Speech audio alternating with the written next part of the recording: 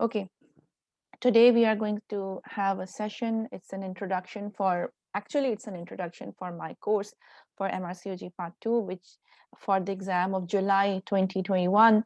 But here I will discuss few important guidelines and recalls also.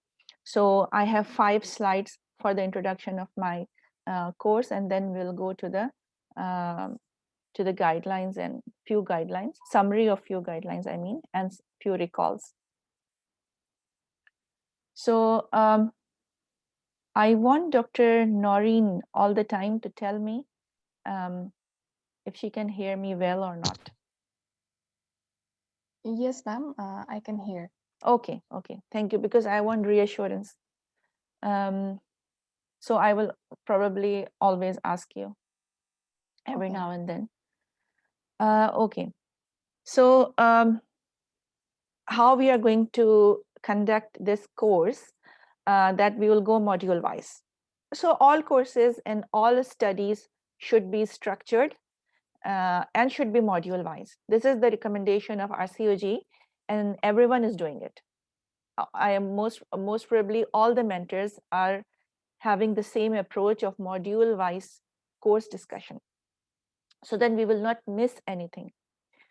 Now there is one topic, for example, one guideline, PCO, for example, or infertility, like male infertility, or endometriosis. I'm giving you an example. That one topic is covered by, so I want all of you to mute themselves. Only Dr. Noreen will stay unmuted. Okay, so this is how, okay, where were we? So we'll go module wise. For example, topics, endometriosis, PCO. Now, one topic is covered by guideline, is covered by TOG articles, and is being covered by strategy. So one topic from at least 3 different sources. This is the way of reading for an exam, because if for example, polycystic ovarian syndrome, PCO, if you will read PCO from one guideline, you will not get PCO. At least you will not be able to answer EMQs. So in order to answer EMQs and in order to attempt EMQs and to pass the exam, you can go and attempt it, but we are talking about passing the exam. It's very difficult to pass this exam without reading one topic from at least 3 different sources. One is, of course, guideline. The other one is TOG articles related to it. And the third one might be strategy or maybe some other source. So combining 3 things together, and this is what we are going to do. We'll combine 3 things together to cover everything related to this topic, but in summary. Of course, we don't have time for for very long discussions, but we'll go for summary. And all of you are busy, right? So you need summaries. So I'll post the topics material to read before the session. It is better to read before the session because my sessions are interactive. And I'm going to ask like question and answer from a guideline. If I'm telling you the summary of a guideline, it's not going to be a lecture. It's going to be like a question and answer form. And so I will ask questions from this guideline in the form of EMQ. We can create, and I will tell you how to create EMQ from a statement in a guideline. You can create your own EMQs. So whenever you read a guideline, I'll tell you how to read a guideline so that you can create your own questions out of it and then discuss, even with your study partner.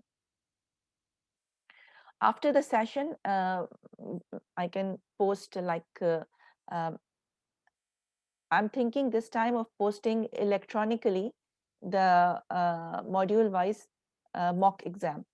So it will be electronic, like in the real exam. Okay, because nowadays in the Pearson centers, all exam will be electronic. So you should know how to attempt and to practice electronic way of giving exam. At the end of the course exactly, and I'll tell you, because EMQs and SBS discussions are included, recall discussions are included, mock exam electronic is included in this course, in this 6 months course. 6 months is a pretty long time. We'll do everything. And then at the end, we will revise also. There will be a special crash course for revision, and you will be included. For my candidates who are 6 months with me, they will be doing recalls with me, and they will be doing mock exams with me, so that you will become more confident and you can even pass from the first attempt. If you know how to handle this exam, you can even pass from the first attempt, although it's rare, but if you know the exact way of doing it, why not? But not to lose hope. Even if you don't pass first time or second time, it's still okay. You can pass third time, fourth time. It's not written in your certificate. When MRCOG is giving you a certificate, it's not written over there that how many attempts how many times you attempted. So don't worry, no one will ask you. So this is our 6 months theory course, and if you want installment, it's available installment.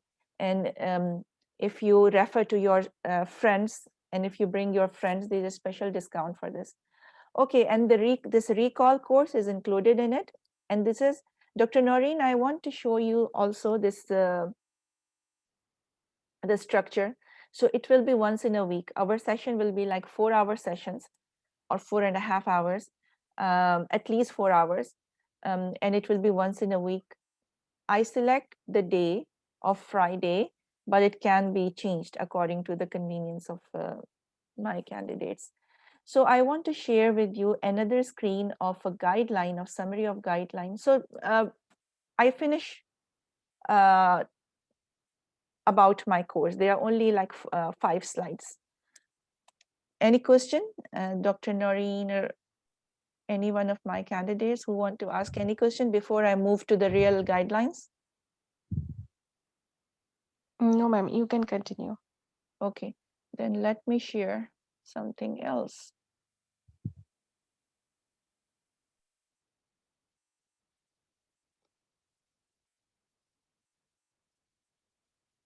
Okay. Noreen, can you see this polycystic ovarian syndrome? Yes, ma'am.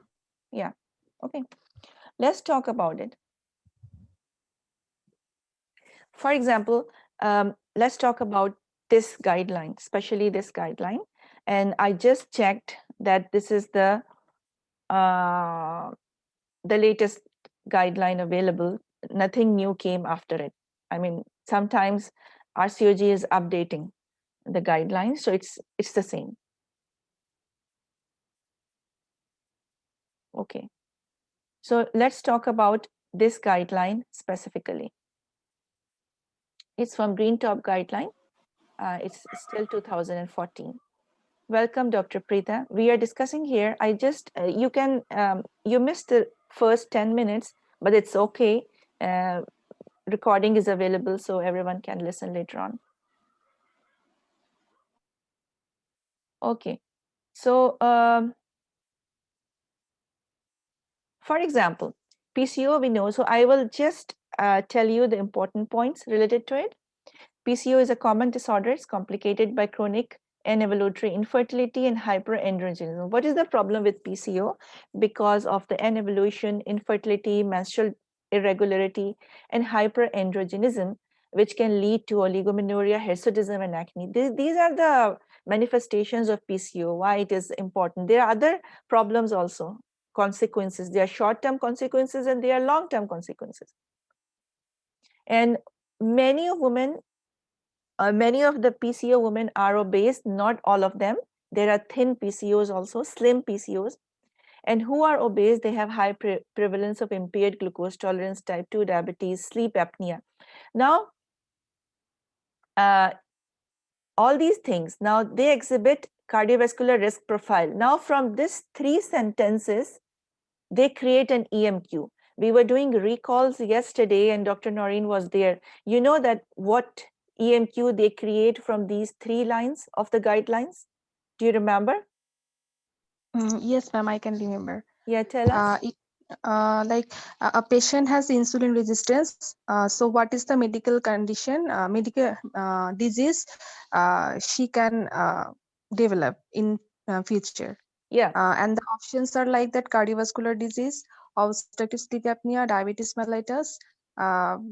I can remember further. Yeah, so there were like 4 5 options. For example, I mean, for sure there are more options, but the 3 options which were very near to each other were, let me rephrase the question. They were asking about the consequences, they were asking about the PCO and what's the most common, what you call it, problem that a PCO patient can have.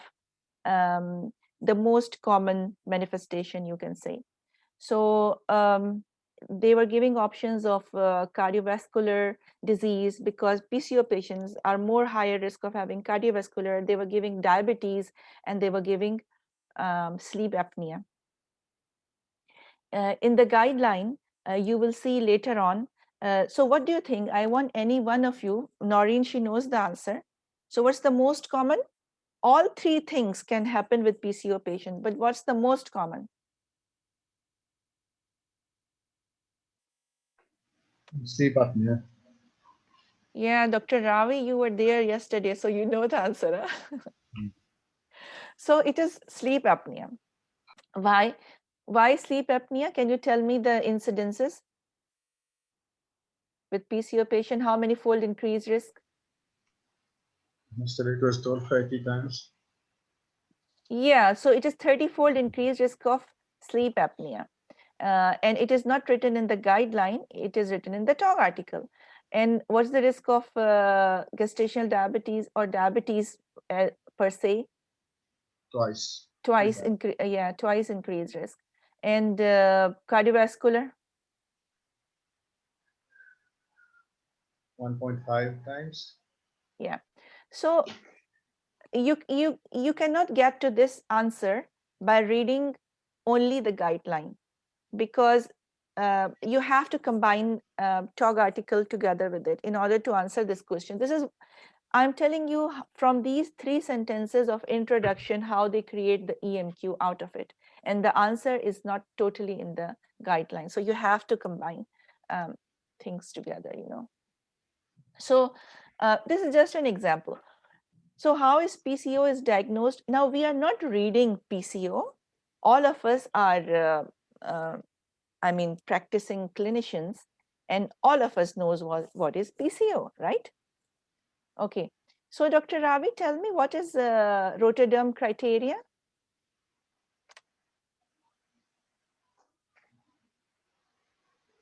Oh, not really. Yeah, you have to know the exact definition of PCO. It's the diagnosis of exclusion, and you have to exclude other things before reaching to the diagnosis. But what is, I'm asking you, what is Rotterdam criteria Okay, of there should be, diagnosis?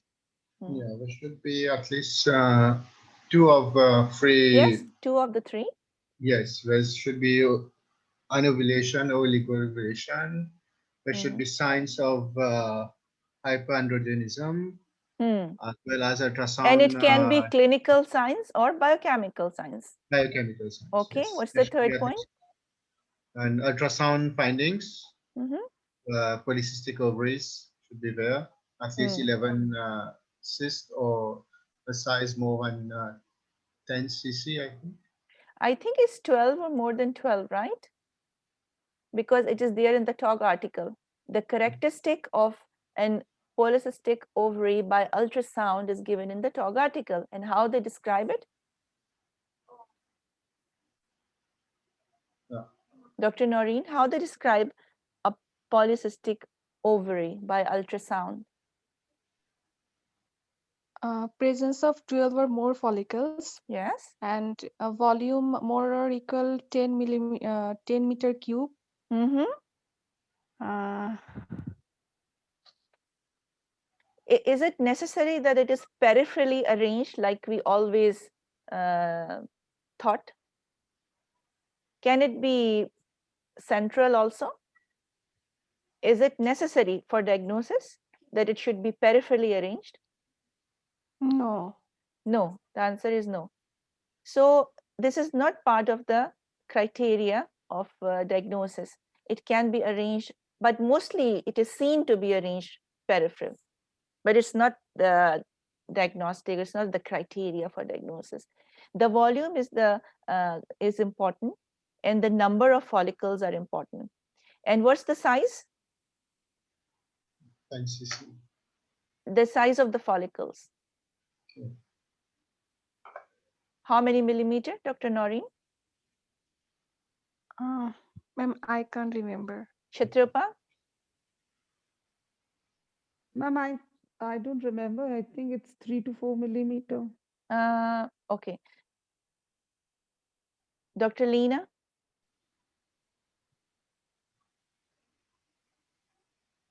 Dr. Preeta? Anyone? I'm around 5 to 7 millimeter, that is less than 10 millimeter. What is written exactly is between 2 to 8 millimeter. And I can see the chat, Okay. it's okay. But who said? Dr. Preeta wrote here 5 to 8 millimeter, and she wrote the answer of obstructive sleep apnea, which is absolutely right. And I want everyone to be vocal. I like interacting with people.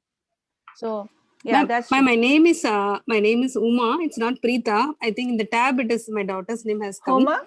Uma. UMA. Uma. Okay. Yes, ma'am. Okay. Sometimes I'm using account of my daughter, and yeah, the tab is it happened. It's madam. Yeah. Yes, it's okay. So I will call you by this name next time. Ma'am. So this is how you describe. I mean, yeah, it's true. It's 2 to 8 millimeters. So they are small antral follicles with this cutoff of volume. And there is one more question. If you find, is it necessary to have these characteristic in both ovaries? Or even if in one ovary, you can say this is, if you find this, then you can say this is PCO. I mean, is it necessary to be in both ovaries? This characteristic picture? One ovary. Only one Yeah. ovary. Yes, this is what I want to tell you, that I'm surprised that many people who are practicing gynecologists, obstetrician, and they are diagnosing PCO still, although how common it is, they are diagnosing it wrongly. They don't know the diagnosis. So Dr. Ravi, what are the things that you need to rule out before you diagnose PCO? Without taking any ovulation inducing drugs. Following Yeah, I any mean, it's a diagnosis of exclusion, right? So what you will exclude?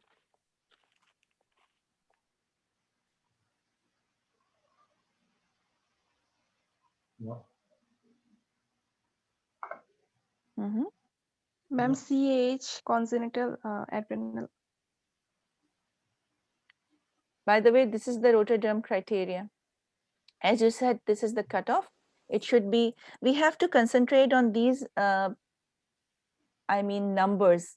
It says more than 10 cubic centimeter, right? And it says 12 or more. They're very precise. So if it is 10, Dr. Ravi, Yes. you can diagnose her as PCO ovary? No. If it's exactly 10. But volume or by number of follicles? Volume. No, it should be more than 10. That's less or equal to 10. It's not 10. This is what I want to tell you, that try to understand what is written in the guideline. Yeah, it should be more than 10. If they are writing it, they can write equal to or more than, right? What is the problem? They can write, like they write 12 or more, they can write 10 or more. Yes. But they are writing this more than 10 for a specific reason. And what is written in the guideline is like some of my friends and my seniors were telling me, just remember it like verses. of your holy book, you know. It's so funny, but that is true. You have to, I mean, they have gone through many years of scrutiny and peer review, and then they produce the guideline. It's not a 1 month or 2 months job, it's a year or 2 years job. After 2 years they will release some guideline, they will make a draft, they will do the peer review, and you know, the it is there in the RCOG itself, at the RCOG site, how they are making the guidelines. So whatever is written there, concentrate on it and take it as it is. So oligoevolution, as you said, an evolution, and what is the consequence of an evolution? How we can see that this is an evolution in the form of No menses. Yeah. Amenorrhea. Yes, menstrual irregularity, which is usually oligomenorrhea or amenorrhea, and Infertility. infertility.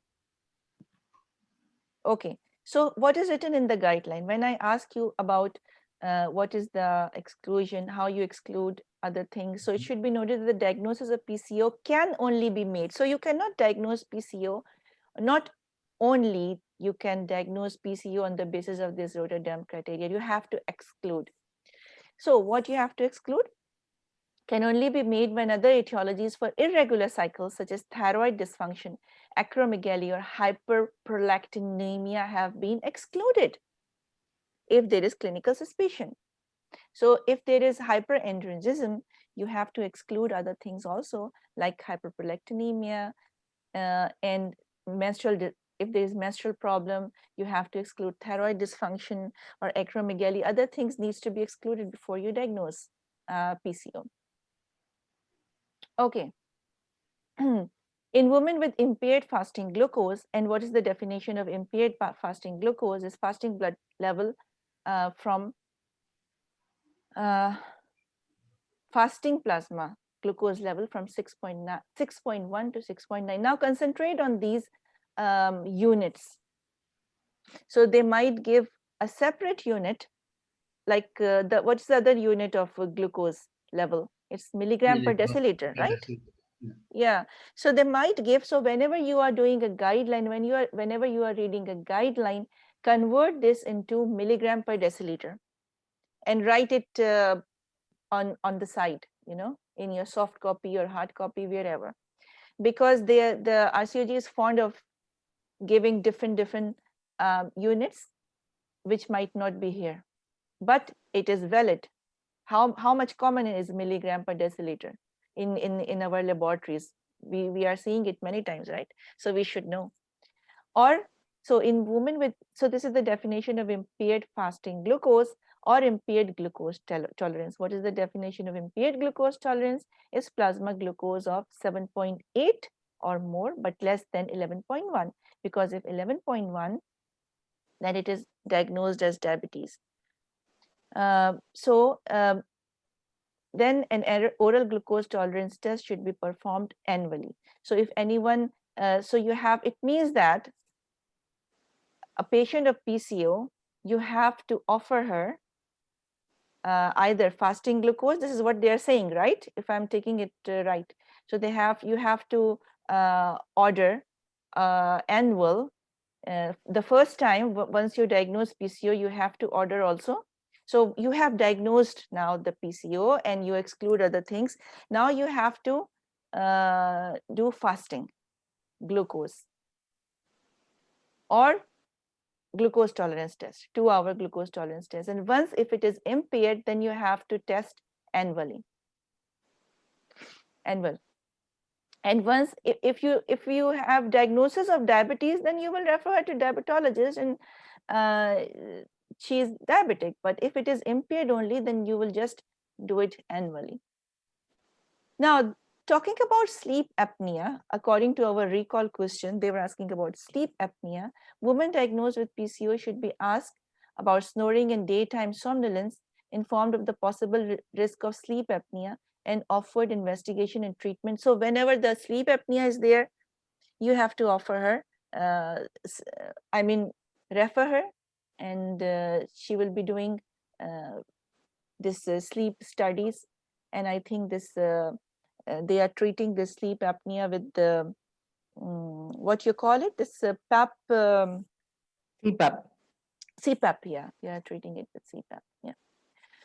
So, but it is not written in the guideline like 30-fold increased risk.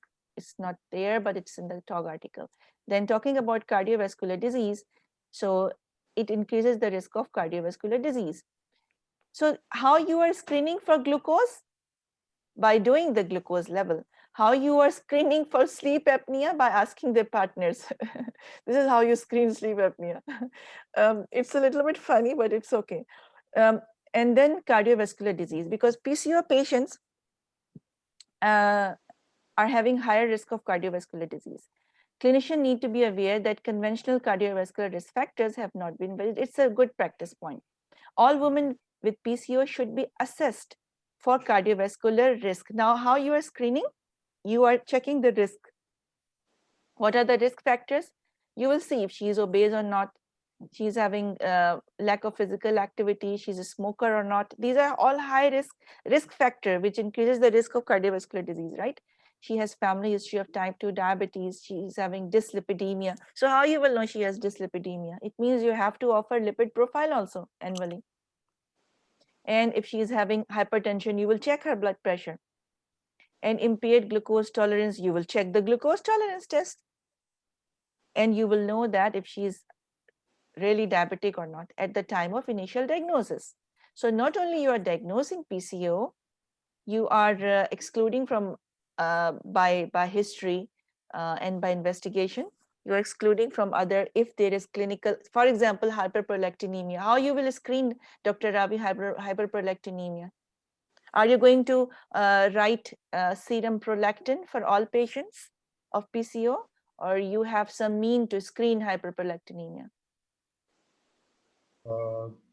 No, normally we send over prolactin only. Serum prolactin. There is a TOG article of hyperprolactinemia related to infertility. I think this is in gynae, this is what we are interested in. Otherwise, if only hyperprolactinemia, she will go to endocrinologist. Why she will come to a gynecologist? If she is having any menstrual irregularity, or if she is having like irregular menstrual yes, and an evolution and infertility, then she will come to us. So there should be some sign and symptoms of hyperprolactinemia. This is how you will screen. And if these sign and symptoms are there, you will just offer a serum prolactin. So what are the sign and symptoms of hyperprolactinemia? So amenorrhea, galactorrhea. Yeah, menstrual irregularity, mostly amenorrhea or oligomenorrhea. And what else? Galactorrhea. Yes. And what are the other symptoms? Visual field defects. Yes. Maybe What is the typical visual field defect? It's a pressure effect on optic chiasma. So they will have headache. Ma'am, is it Headache? bitemporal Yes. hemianopia? Headache is one of the bitemporal hemianopia. Yes, ma'am. Yes. This is a typical, you have to say the particular things. So mainly they will have visual field defect and headache, ma'am. Yes. Bitemporal hemianopias, visual field defects, and it is usually not typically myopias or, you know, it's bitemporal hemianopias. Okay, ma'am. And galactorrhea, yes. Okay, so is hirsutism is a sign of hyperprolactinemia?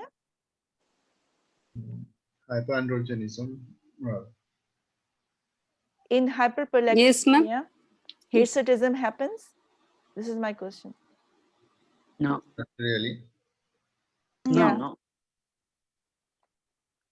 Okay. So this is the question. Anyone who can answer me?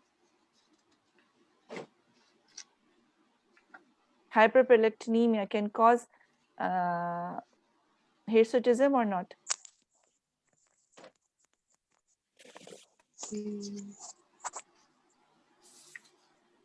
Hi, Dr. Samira. No, my answer is no, no hirsutism.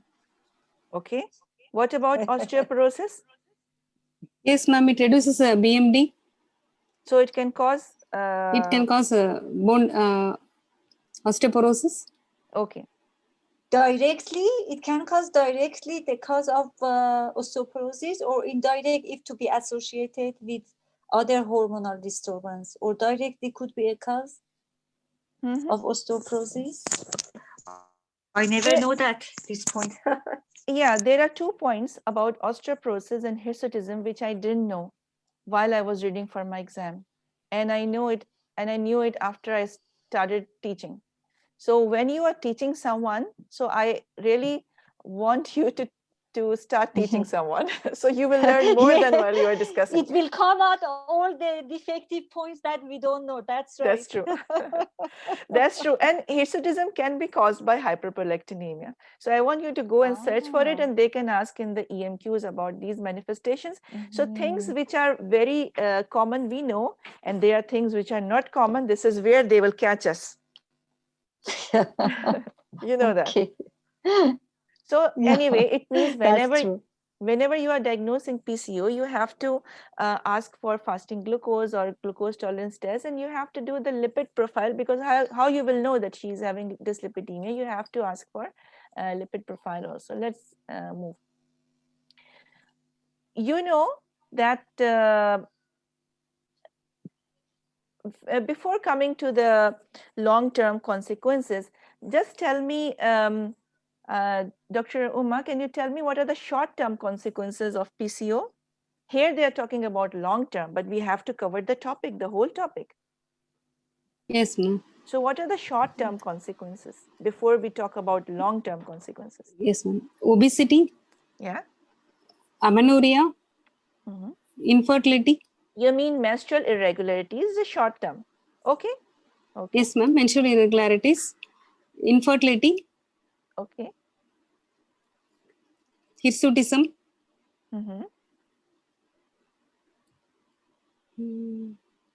Obesity, ma'am. Yeah. Obesity. Obesity. Maybe or may not be. Anything else? Okay. Yeah. So once a patient becomes pregnant and she is having PCO, what can be the consequences? Would be Miscarriage rate is miscarriage. increased. Plus one more thing. Gestational diabetes? Yeah. She can develop gestational diabetes. So high risk of having gestational diabetes. And what is the recommendation in the guideline, NICE guideline of gestational diabetes, or diabetes mellitus NICE guideline for PCO patients? So GTT should be done earlier, around 16 weeks. Yeah, that is true. So that is true. So how you see how you are not reading a guideline, you are linking many guidelines together. Because in the EMQ, they will not typically ask from one guideline. They want to cover the topic. They want to know your knowledge, your whole knowledge related to one topic like PCO. They will not stick to one guideline, of course. They will ask about the short-term consequences, long-term consequences. They might ask you about the characteristic feature of how the ovary looks like in ultrasound, you know. So, and they might say, so they will not say PCO, they might give you a picture of ultrasound and you need to diagnose it, and then they will ask you a question. So you see how I'm creating EMQ? This is not a recall, I'm just creating EMQ in my mind. You can do it also while you are reading a guideline. Okay, so cancer and PCO. What are the risks of cancer in women with PCO and how should these women be screened? Oligo or amenorrhea in women with PCO may predisposed to, all of us knows that it can lead to endometrial hyperplasia and later on, yes, of endometrial cancer. Yes, so it is a good practice. So what you should do, so it's a good practice to recommend treatment with gastrogens to induce a withdrawal bleed at least every 3 to 4 months. This is a recommendation. Of what, doctor? Every 3 to 4 months for what? Withdrawal bleed, to give progesterone. Yes. For the withdrawal bleed. It's not necessary that a woman should bleed every month. You know that, right? In order to protect from endometrial hyperplasia, she can bleed after 3 months. It's completely fine. Okay. Transvaginal ultrasound should be considered in the absence of withdrawal bleeds or abnormal uterine bleeding. Now, it happened to me few times that I have given now from this statement it leads to a TOG article. And in the new TOG article, I'm forgetting the name, there are many TOG articles related to PCO. They ask about, it is written over there, the dose of progesterone and the type of progesterone that you will give for the withdrawal bleed. Anyone can tell me?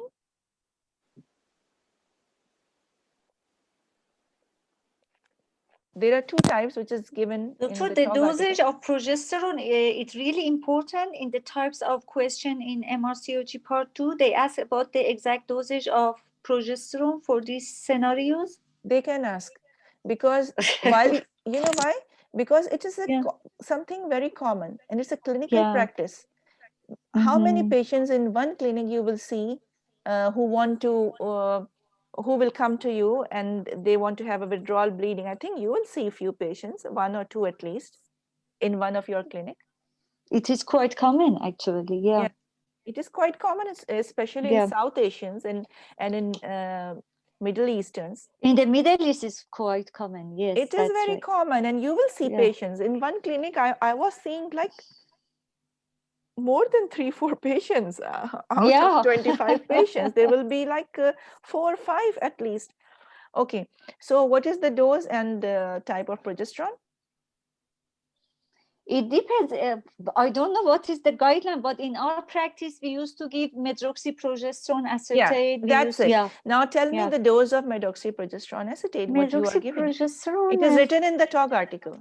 I'm not asking for many. 10 milligram for 5 to 10 days. I would say 5 to 10, 10 milligram for at least 10 days. Yeah, no, for withdrawal, 5 days could be enough, actually. In the new TOG article, the dose is written as 5 milligram TID, which is 15 milligram for 5 days. 5 days, okay. So it is not BID, it is TID. Okay, TID. Oh, TID, okay. So 15 mg. Yeah, so I was thinking while I was reading for my exam in 2015 that it should be like BID, like you said, for 10 days. This is fixed to my mind from before. Because we always give 10 mg. My medroxyprogesterone comes in 5 milligram tablet. Yeah, it is primarily. It is Provera, sorry. Provera, exactly. Provera. 5 mg. Provera comes 5 mg. Yeah, that's because MPA comes in for 10 milligram. I don't know. This is Provera is medroxyprogesterone and Pramalit is norethisterone. Yes, norethisterone, and it's 10 mg. That's but medroxy is always 5 mg. Medroxy is always 5 mg tablets. You see, this is how we are reading and we are discussing. So it's when we are interacting with the people, this is how you are doing like a group discussion, and this is you learn more than what is given actually in the guideline. So anyway, for example, you have given a PCO patient, you diagnose her, very good, excellent, because not everyone can diagnose PCO and they are labeling a patient PCO. This is criminal. You are labeling a patient PCO and she's not actually PCO. Come on. So you have to diagnose PCO very well, please. So once you diagnose a PCO and you offer her screening for glucose monitoring annually and whatever, I mean, if it is impaired from the first time, and the lipid profile annually, so that you will know the risk factors for cardiovascular disease. And then you have, she comes to you, she's having amenorrhea for 3 months, for example, and you want to give her a withdrawal bleed. You have given a withdrawal bleed with the dose that we just discussed, and she didn't bleed. She did not bleed, or she's having some irregular menstruation together with spottings, intermenstrual bleedings, something like this, irregular bleeding. So what you should do?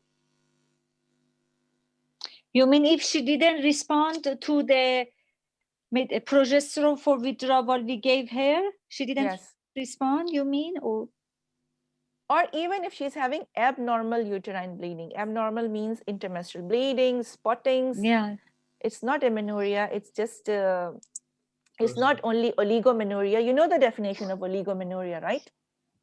yeah. What is it? Before was above 35 days. Did they change it in the NICE guideline? This is my memory from before.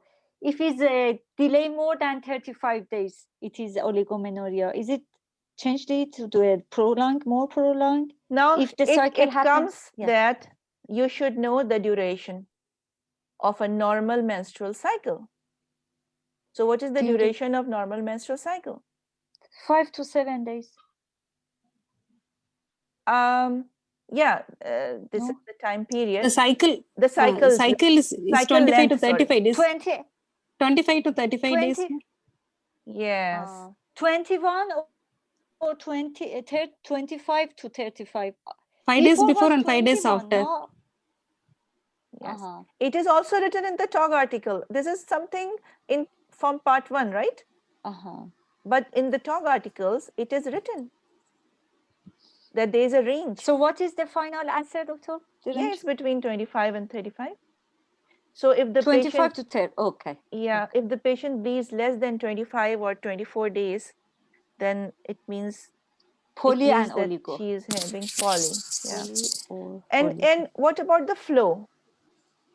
If it is a reduced flow, what do you call If it? it's above 70 or 80 ml is hypermenorrhea. And the hypo, what is the limit of hypo? Less than 30 ml? This is my answer. I don't know the other. Yeah, nowadays they stop like doing objective assessment for oligo and poly. And have you read the guideline of NICE guideline of heavy menstrual bleeding? So they go with the perception of the woman. If the woman thinks that she has heavy bleeding, then it means that she has heavy bleeding together with the objective CBC, you know, the result of CBC. But they go more towards, I think they are not considering now. Yes, before articles they were talking about less than 30 ml, more than 80 ml, but now it's more subjective than objective. This is what I to the this is what I patients. see. Okay. Subjective to the patient. Yeah. So anyway, Okay. so the question is what you will do if she has no withdrawal bleed or having abnormal uterine bleeding, then what you will do? Can you combine the oral contraceptive pill with a non-androgenic progesterone, madam, like cyproterone acetate? Yeah, this you can do it, but what you are afraid of, what you are thinking, a patient of PCO is having a lot of estrogen. In fact, her endometrium should be taken. It should withdraw immediately after you will give her, because she has no ovulation. That's why she's not pregnancy. Pregnancy we should rule out. First of all, yeah, very good. First of all, you should rule out pregnancy. Excellent.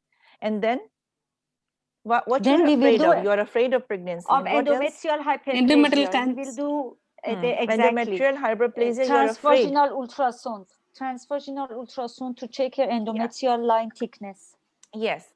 So you are doing endometrial. For endometrial hyperplasia, you are afraid because it can happen with endometrial hyperplasia after you rule the pregnancy for sure, and then you will do the transvaginal ultrasound. Now there is a cutoff given here, 7 millimeter. They might create a scenario in which there is a patient, like I'm creating a scenario, a patient comes to your clinic, she's having 3 months of amenorrhea, they will write a whole story. You give her progesterone and the progesterone, she didn't bleed. She did not bleed. You offer her transvaginal ultrasound. What is the cutoff, they might say, and they might give you a figure like it is 7 millimeter. They might give you 7 millimeter. What next? So 7 millimeter is okay? No, it's not okay. She needs endometrial biopsy. Yes. So because Should they be have less written than it very 7. clearly. Yeah. If it is less than 7 millimeter, then you will not do anything. You will normal. Yeah, but and then you, as doctor said, that you might give her like like a combined estrogen progesterone for a month, so that maybe Mhm. she's not having enough estrogen in her body. But if it is 7 millimeters, then what's next?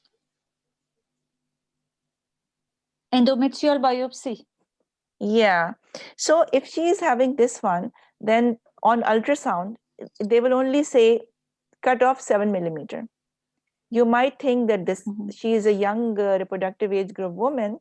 So if she is having especially heavy towards irregular and heavy period with intermenstrual bleeding, heavy period, she might be having endometrial polyp. And if she is having amenorrhea after withdrawal, no bleeding at all after withdrawal, so she might be having, I mean, endometrial hyperplasia and maybe cancer, you know, some pre-malignant changes even. So you have to go for the endometrial biopsy in whatever case. So the question will be, they might ask you in the exam, you will do it with this hysteroscopy or without hysteroscopy, blind. If there is no other comorbidity as the risk factor, a higher risk factor, we can do firstly endometrial biopsy, like no need hysteroscopy. This is my view. I don't, so I need the So colleagues. what is, I want you to read this sentence very well. A thickened endometrium or an endometrial polyp, which means 7 millimeter or more is thick endometrium, right? Should prompt consideration of what you will consider? Of endometrial biopsy and or. So said or. It means so and. It means and or. In either case, you will go for hysteroscopy, isn't it? This is what I understand from this English sentence. It's in English language. So anyone, Dr. Ravi, what do you think? I say no, doctor, or. I don't know, Dr. Yeah, Ravi that is, or other oh yeah, doctors. that's true. Endometrial biopsy, it can be or hysteroscopy. Because it said or, doctor, or is yeah, there. Yeah, that's true. Or is there. Or is there. So it can be, it means it can be pipal biopsy in the outpatient also, right? Either, yes, either, yes. Yeah. Yes, doctor. Okay, so let us be clear about this point that if they give you option of both options for this patient, which I am telling you, a patient comes to you, she has amenorrhea 3 months, you do ultrasound for her, transvaginal ultrasound, the thickness is 7 millimeter. Now you want to do endometrial biopsy for her. So you decide to do the outpatient endometrial biopsy, which is fine. Yeah. Outpatient endometrial biopsy is fine also. So if they will write what's next and they give you option of outpatient endometrial biopsy or hysteroscopy, what you will choose? If both options are there. Outpatient endometrial biopsy. Yeah, why you are choosing this one? Because it's less costly, more Yes. comfortable. Always we do for the Yeah, so I'm telling you in EMQ, if it is written both options are right because both options are in the guideline, right? Yeah, that's right. But you will choose endometrial outpatient biopsy. Why? Because we know that it's easily available. We are always doing it. It's less invasive. And hysteroscopy is a little bit invasive, minimal invasive. So that's why we'll go for, and it's cost effective. So that's why we will go for endometrial biopsy. You know, how much, with the help of pipal biopsy, how much percentage of endometrial cavity you can get? That's a good question. Yeah. And it's written in the TOG article. I am not asking from anywhere else. Doctor, is it 40%? 40?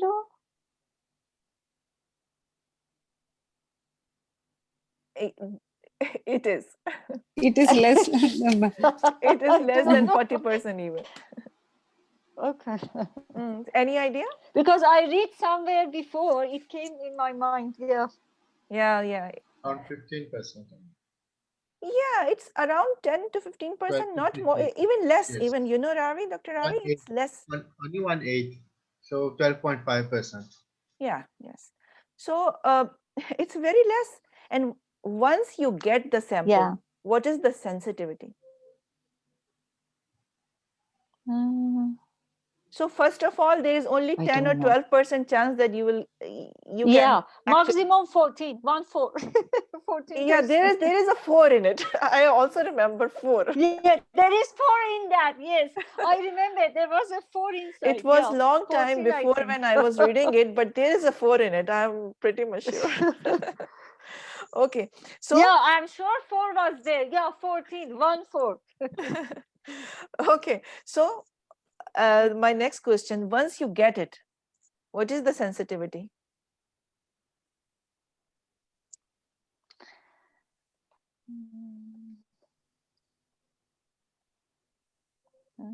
The sensitivity or specificity is very high actually.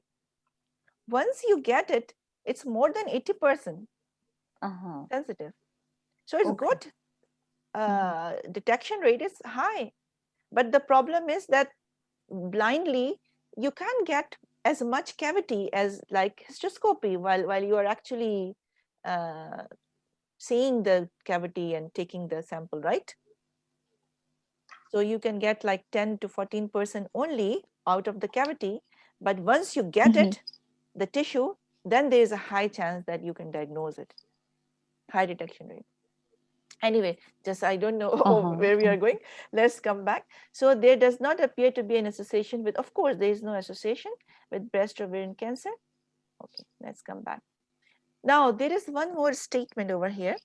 An endometrial thickness greater than 10 millimeter in an amenorrhea woman warrants an artificially induced bleed, which should be followed by, so they will ask, they might ask you,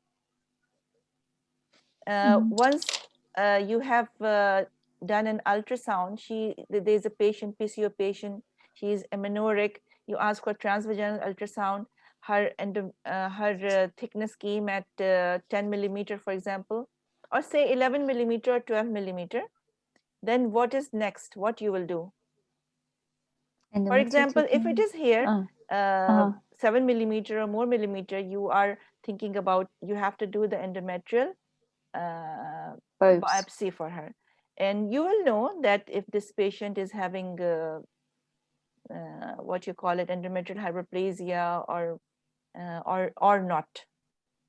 But here also they are writing that if the thickness is more than 10 millimeter, then you will go for artificial bleed. Warrants an artificially induced bleed, which should be followed by a, for me, even if she is having amenorrhea for 3 months, for example, and she comes to you and you have to exclude endometrial hyperplasia, but after that you will induce a bleed for her because she, every 3 months you should, but maybe they are saying that between 7 to 10 millimeter is a gray area, but more than 10 millimeter, of course, you have to offer artificial bleed. But for me, between 7 to 10 also, I will offer artificial bleed. Anyway, so if it is more than 10 millimeter, you will offer artificial bleed. Now, still after artificial bleed, I think they just want to say that if you have done an ultrasound initially, for example, and if it is more than 10 millimeter, you will do an artificial bleed starting from the beginning.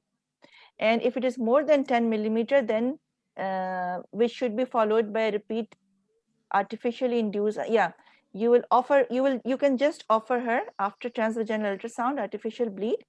And after artificial bleed, if it is not shed, then, oh, they want to say that if it is not shed, then again you go for the repeat ultrasound scan and endometrial biopsy if the endometrium is not yet shed. Here they are giving another scenario, which is about because thickness is higher. Yes, because thickness is higher. Okay, no problem. We'll go according to what they are saying. Now, how to control, what's the management? Now they come to the management. It's lifestyle. We already know diet, exercise, weight loss. Yeah. Now, insulin sensitizing agents like metformin, what is the role? First of all, they are not licensed in the UK, like metformin for this PCO reason. Although a body of evidence has accumulated demonstrating the safety of these drugs, there is no evidence that use of these drugs confer long-term benefit. So they are saying that there is no long-term benefit from this. Do they say that there is no short-term benefit? They're talking about no long-term benefit. You have to concentrate on these. There is a SIP article about metformin. Have you read it?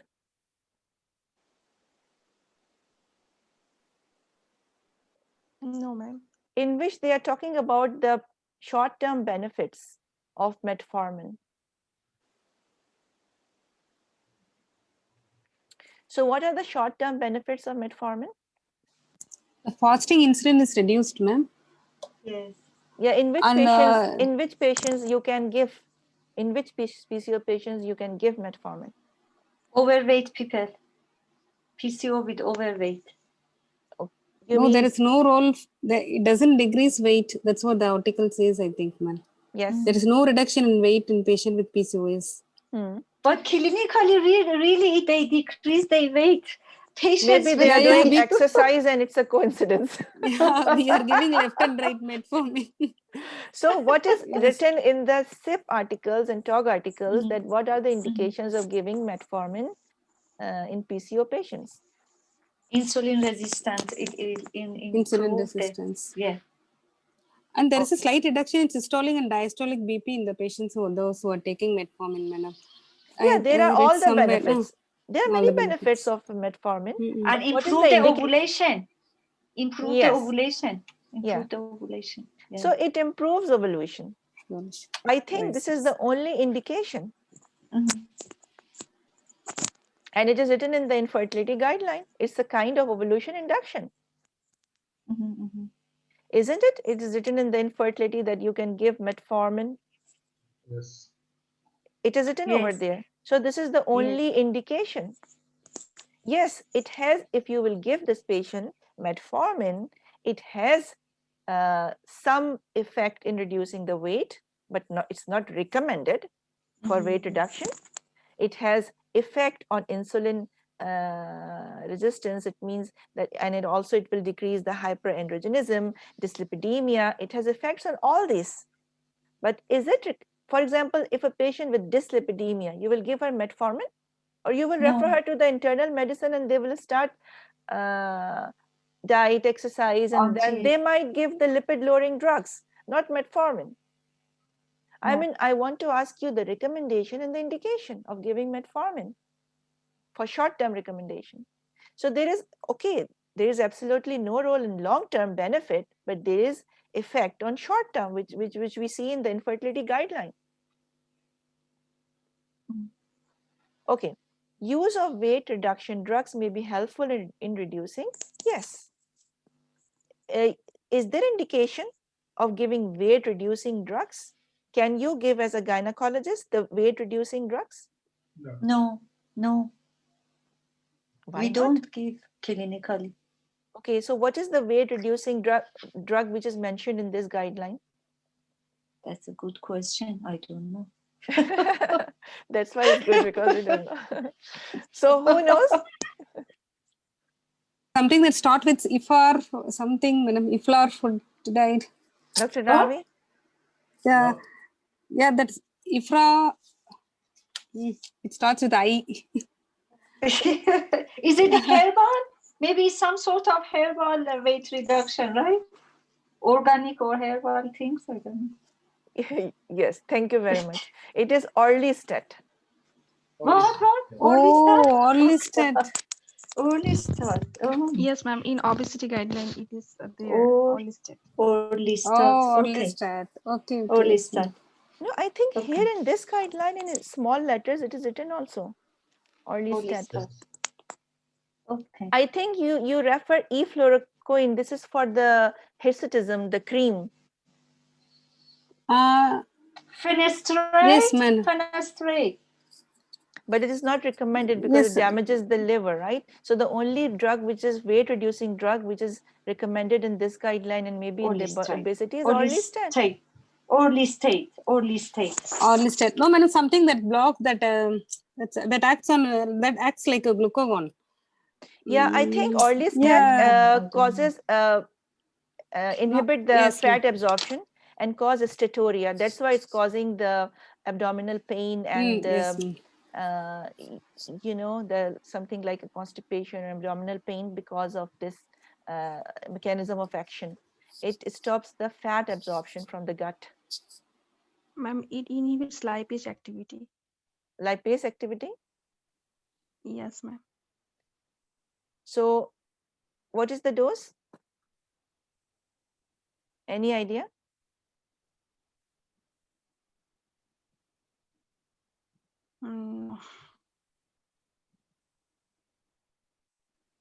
Is it, have you ever given it in your practice?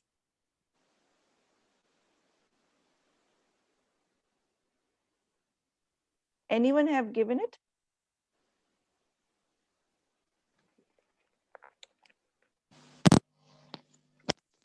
Yeah. Myself, no, Dr. Samira, because I had no, I always refer the patient to nutritionist or dietitian. That I is never true. know. But because it is written in your guideline, in your gynae guideline, so you can give it. Okay, okay. But you That's have a to. new point. I used to give. Oh, Ma'am, you say it's good. Ma'am, I was mentioning about liraglutide that's given in 2018 Metabolic Syndrome and PCOS. That's what I got confused with. The use of liraglutide for obesity in PCOS-related metabolic syndrome. It remains limited, the role. The role is limited. Just now and I have we written are the not notes, giving madam. it, but the diabetologist may Yes, be yes, doing this one. But I have given okay. Orlistat. I have seen other gynecologists. Yes, ma'am. giving Orlistat is popular. It's because it's very popular. That's yes, why. yes, ma'am. That's why you should know, because it's popular. So you're absolutely right that it inhibits gastric and pancreatic lipases, but it has a role in the digestion of dietary fat also.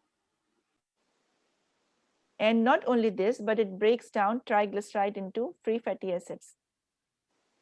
So triglyceride is the fat is the kind of fat that is from the food, and it's just bring it down to the fatty acids and monoglycerides. So this is the mechanism of action of orlistat, but it gives steatorrhea also, you know. But this is the actual mechanism of action. Yeah, it is coming in 120 milligram, starting from 60 milligram to 120 milligram you can give, and you can give 60 milligram BID or TID also, depending how much you can tolerate. So, okay.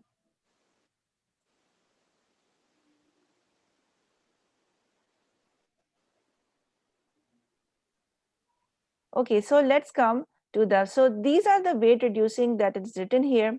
Now, what about the electrocautery, use of it? So how many of you are doing electrocautery for PCO patients who are anevolutory and they are slim, they are not obese? So this is the only indication of doing, if they will ask you, if they will create a scenario, okay, in which there is a slim patient who is PCO patient, and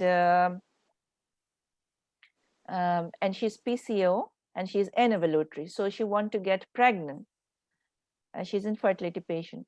So what are the choices for her, Dr. Noreen? Ma'am, can you repeat? So a patient who is a slim PCO, she's not obese, okay, and she has anevolution, so she is also having infertility, she wants to get pregnant. What are the options available for her? She is a slim PCO. Ma'am, GnRH.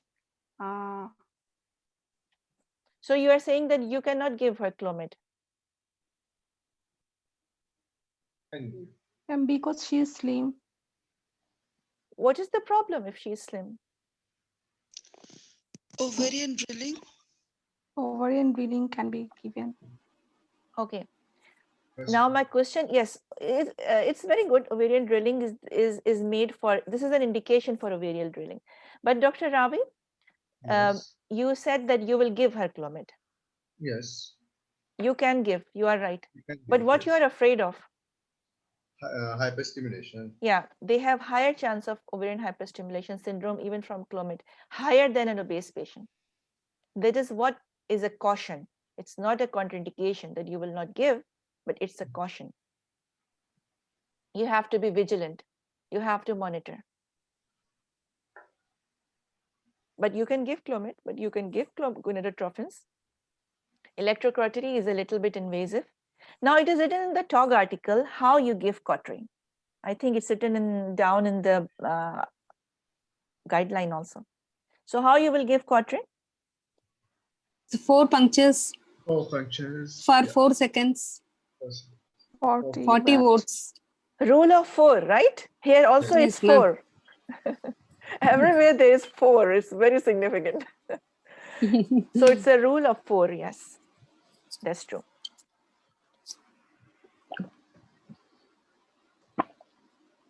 Four seconds, 4 punctures for 40 watts.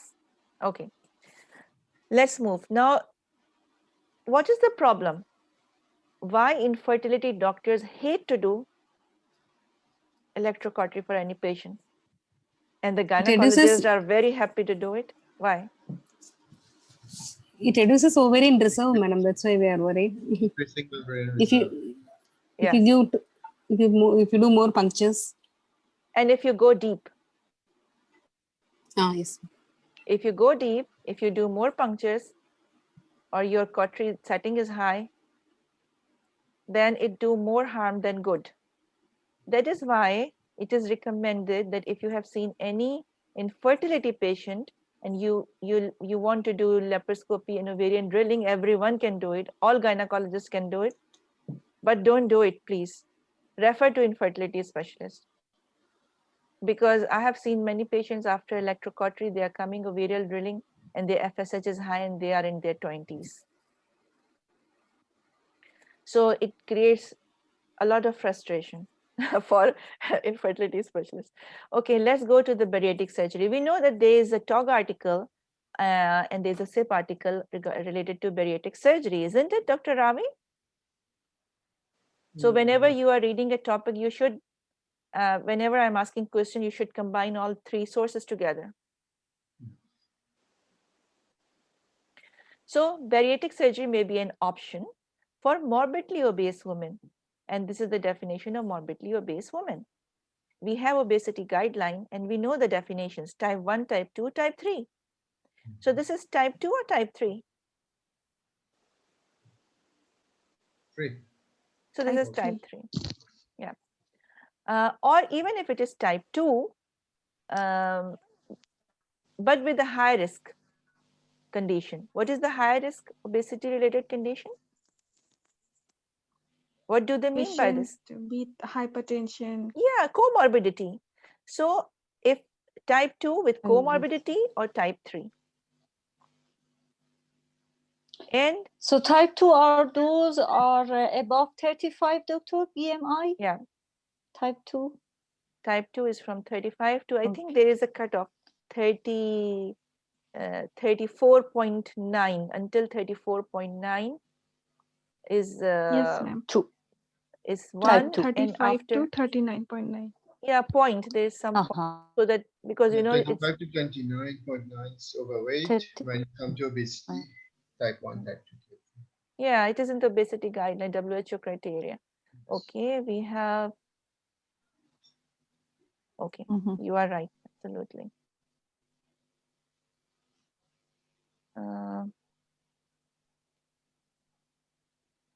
Sorry, you can see the screen, right? We're talking about bariatric surgery. So this is the recommendation for bariatric surgery in PCO patients. Okay, so you have to send this, you can send this patient, it's an option. You can offer her bariatric surgery if her weight is like this. Now, clinical features of hyperendrism include hirsutism. Now there is a TOG article about hirsutism. I think 2 TOG articles, isn't it? There's a lot of talk about hirsutism. Characterized by excess facial and body hairs and midline hair growth. And there is a picture of hirsutism also. What is this criteria? What you call it?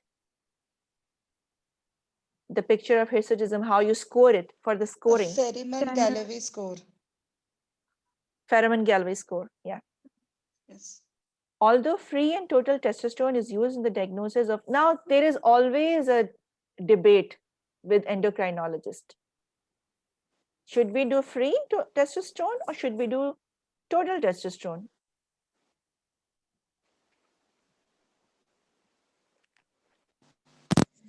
So free testosterone, yes. Yeah, so if you will see patient with hirsutism, you will ask, all of us want to do testosterone level, serum testosterone. The question is free or total?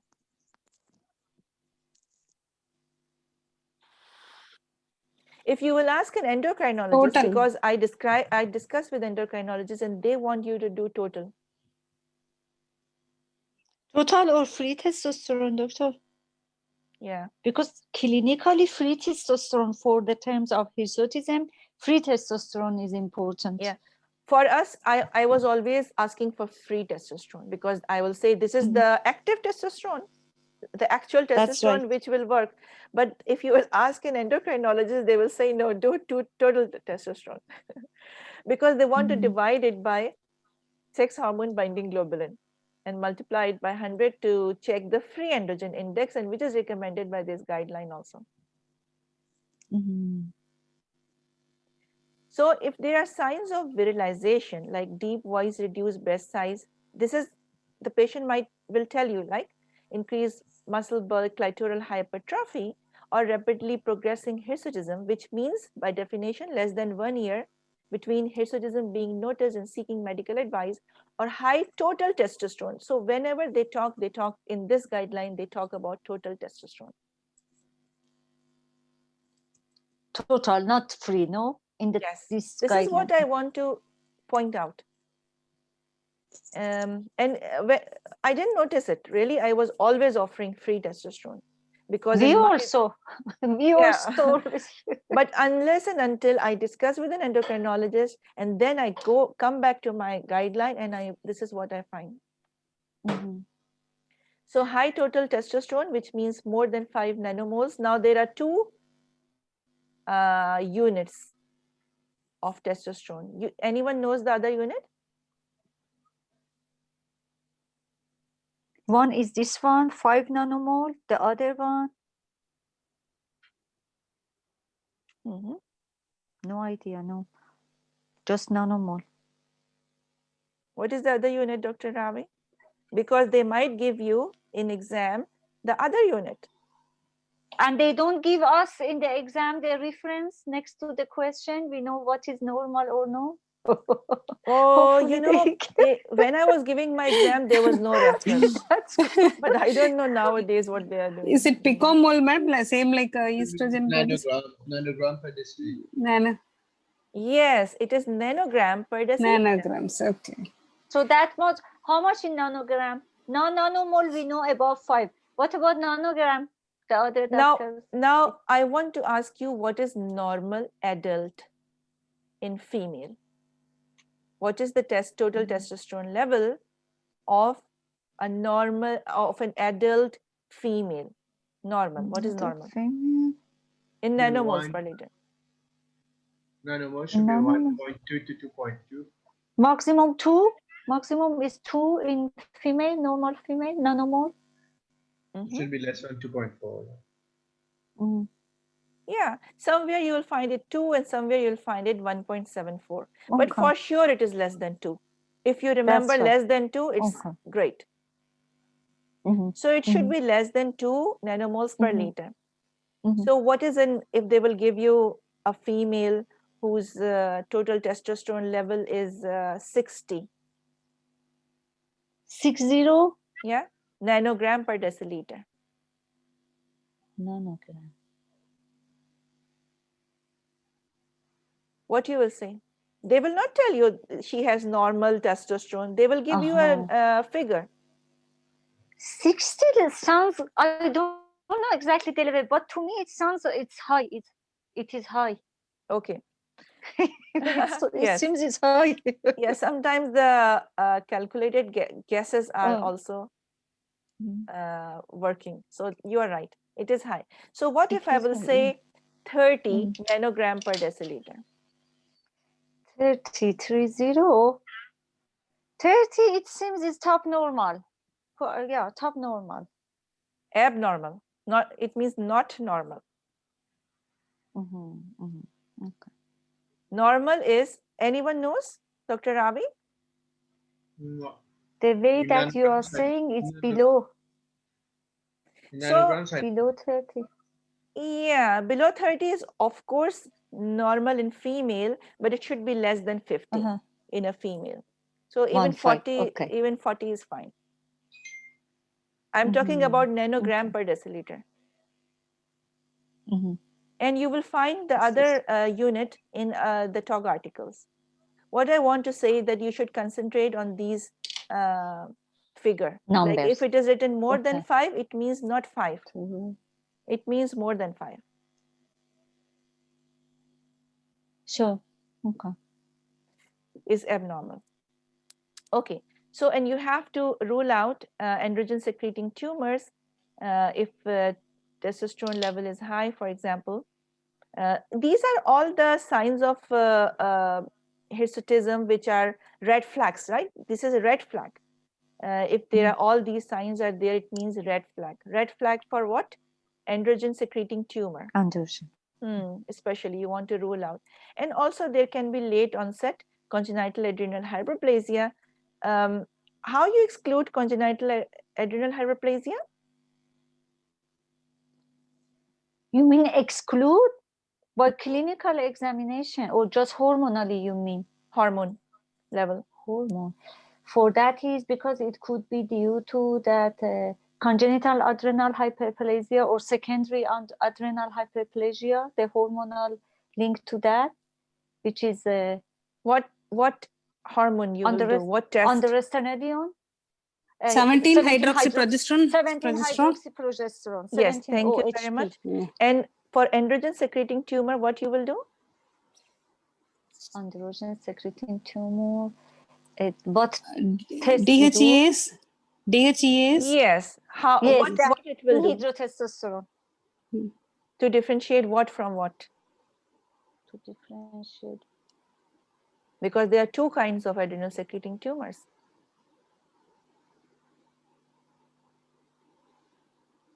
You mean the tumor markers? We do the tumor markers, blood test, to differentiate them? Central. No, I mean, just first of all, yes, ma'am. just we should know what are the two types of androgen secreting tumors. Hypertrichosis, you mean? From where? What are the sources of this androgen secreting tumor? From where? Which organs? Maybe one from ovary, another from adrenal gland. Yes. Adrenal and ovary. Thank you very much. So adrenal or ovarian source. And how we differentiate it? If dehydroepiandrosterone is high, it means what? If dehydro, it means is ovary origin. If dehydroepiandrosterone is high, it means this is ovarian.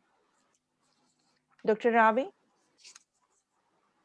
I think it will be adrenal instead. It will be adrenal. Adrenal. Yes. Dehydrotestosterone will be adrenal, the origin? Yes. Oh, yes. Okay. I thought opposite. Okay. It's okay. No problem. We are just discussing, right? This is not an that's exam. right. That's good actually. It's very good. Very good. So what about 17? Because I'm combining all TOG articles together. Your talk cannot be complete if you combine everything together. So what about 17 hydroxyprogesterone? You want to rule out, she's a hirsutism patient, total testosterone level is more than 5. You want to rule out all these things because you want to find the cause, right? So you have to do 17 hydroxyprogesterone also. What is the best time to do it? Morning. Morning, exactly. Yes. And which phase of the cycle? Have you ever considered it? It is written in the guideline. It should be done. It should be in the proliferative phase. Yes. Proliferative. It should be in the first half of the cycle and in the early morning. Yeah, day 2 or day 3 of menses. Yes, 17 hydroxyprogesterone. Although it is written, but I don't know how many people pay attention to it. We didn't pay attention. For sure. Me too. We didn't pay. Now I'm reading it. That's why I have to teach. That's why I have to pay attention, right? You should be obliged to pay attention. So because you're going for an exam, you are obliged to pay attention, right? Yes, yes, yes. However, it is possible to have congenital adrenal hyperplasia without the testosterone being greater than 5, particularly if the woman is heterozygous for this condition. Hence, measurement of 17-hydroxyprogesterone should be considered if there is a high index of suspicion. On what is the high risk patients? So I am telling you an example in which there is hirsutism, you do total testosterone, it's more than 5, then you go for 17-hydroxyprogesterone. But here they are saying that even if it is less than 5, you can still go for to diagnose congenital adrenal hyperplasia in high risk patients. What are the high risk patients? Jews and with the family history of congenital adrenal hyperplasia. Even if it is testosterone is less than 5, you go for the 17-hydroxyprogesterone. Those who are high risk. Two of the people, they are saying they're high risk, Jews and with the family history of congenital adrenal hyperplasia. So even if total testosterone in these patients are less than 5, you do 17-hydroxyprogesterone. And what will happen if 17-hydroprogesterone is borderline? It is written if it's borderline, we should recheck it, yeah? We should repeat the test. Yes, you can do it, but you can confirm it by ACTH stimulation test. Okay. If there is a, do you know the cutoff limit of 17-hydroxyprogesterone? It is written in one of the TOG article. How you will say high or how you will say it's low? We use the reference. Laboratory. But in the exam in EMQ, they might not give you. We use the laboratory. Even for hemoglobin, we see the reference. No, hemoglobin is fine. Hemoglobin is like the eating breakfast is easy. But I am sure that for WBC, still many people don't know in pregnancy what is the higher cutoff, right? So what is the cutoff of WBC in pregnancy, which is normal?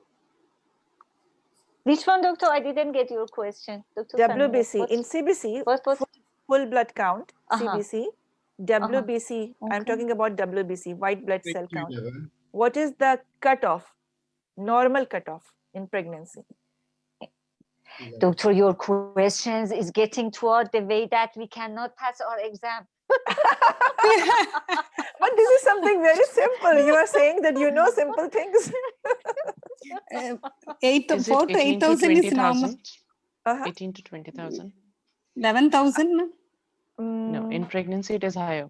It is around 18,000. Pregnancy is increasing, yeah. Up to 11,000, doctor? So that's what I thought. They can give an example of 11,000. They can give one 18,000. They can say 20. So which one is? So you should know the cutoff exactly. Give your answer. We choose. Please give your four options. We will choose. 11, 15, 20. 11, 15. Okay. I would 11. say 11. Dr. Ravi. 11. Dr. Noreen. Ma'am, 20. You take it to leukocytosis, Dr. Noreen. Because 4 to 11,000 is normal for a normal person. So in pregnancy, it might be increased somehow. Normally, it is 4 to 8,000, isn't it? 11 when we think of some infection. Yeah. Yes, but we should know the cutoff, right? So what is the normal cutoff? Is 11, 15 or 20? What you will choose? Again. 11 to 15, madam. 11 is normal. For sure, 11 is normal. So, but I'm asking about the cutoff. Cutoff, maybe 15, madam. 15. Up to 15. 15 is 15. cutoff. 15. Because they might give you a scenario in which one of the part is WBC is 18 or WBC is 11. So you should know the cutoff, right? We will use our sixth sense, doctor.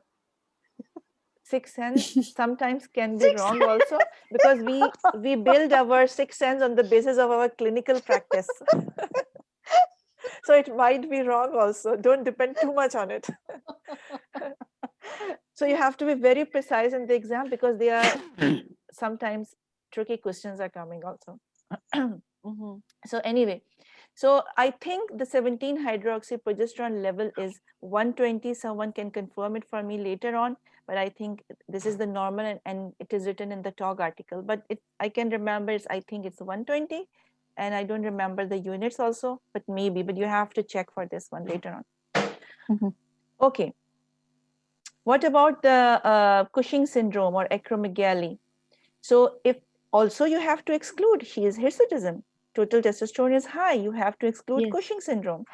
There is a clinical picture of Cushing syndrome and it is given in the TOG articles, right? And maybe in the strategy also. And there's a clinical picture of acromegaly. And if you are suspecting Cushing syndrome, you will do the test of Cushing syndrome. What is the test of Cushing syndrome? Dexamethasone suppression test. Yes. Yes.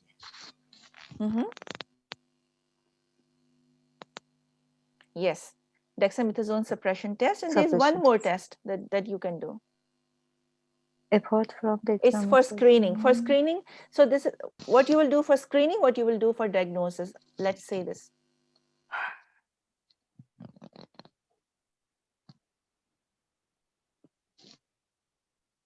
For a screening, shall we firstly we measure against 17 hydroxyprogesterone or 17 hydroxyprogesterone is for congenital adrenal hyperplasia. yeah, that's right. For Cushing syndrome, Epinephrine or I think you can do, Dr. Ravi, what about this? I think you can do 24 hours urine cortisol levels, right? cortisol level, yes. Cortisol. Yeah, and free cortisol level in the morning also, in the early morning. That's for screening. Yes. But I think for diagnosis, you have to go for the dexamethasone suppression test. Dexamethasone inhibition. Cortisol test. Anyway, let's go to it. Now, insulin resistance is present in about 65 to 80% of women with PCOS, independent of obesity. You might find a thin patient with insulin resistance, but it will be further exacerbated by the weight, excess weight. Insulin resistance has been shown to worsen reproductive and metabolic features, type 2 and cardiovascular disease risk in PCO. Is there any sign on the body of a PCO patient for insulin resistance? What is the name of this? It is written in the TOG article. Acanthosis. Acanthosis nigricans. Acanthosis nigricans. And what are the places, Dr. Ravi? Nape of the neck. Yeah. Below arm. Acanthosis nigricans. Yes. The inner thighs, where is the location? Inner thigh. Inner thigh. It's at the flexures actually. Mostly at the axilla, at the lower part of the breast crease, and at the, I think at the joints also, where there are flexures. Flexor level of the joint, like behind the knees and in front of the. And do you know, Dr. Ravi, how it looks like? Yeah, it's a thickened skin, blackish in color, very hard, a bit like peau d'orange, but not. It's more velvet-like, velvety very lesions. pigmented. Yeah, pigmented. Yes, that is true. It's pigmented and it's thick and it's rough. Okay. I have seen acanthosis nigricans, a very big lesion in vulva. Although it's very rare this is a very rare place. And we all thought, what is this? It is, it not looks like warts, because there's a difference. It's just elevated, blackish, darker from the skin color. So we took the biopsy and we found out that it's acanthosis nigricans. First time to see in this place. Okay. However, it would be reasonable to carry out hemoglobin A1C measurements where women are unwilling to have oral glucose tolerance test or where the resources are not readily available. If the patient does refuse, they can create a scenario in which a patient refuse oral glucose tolerance. Many patients vomit after this drinking the glucose, right? Glucose Yes. solution. So what's the other option? Hemoglobin A1C. HbA1c. Hemoglobin A1C is good option. Yeah. Consider asking people who may have depression. What is this? From where this comes? Depression?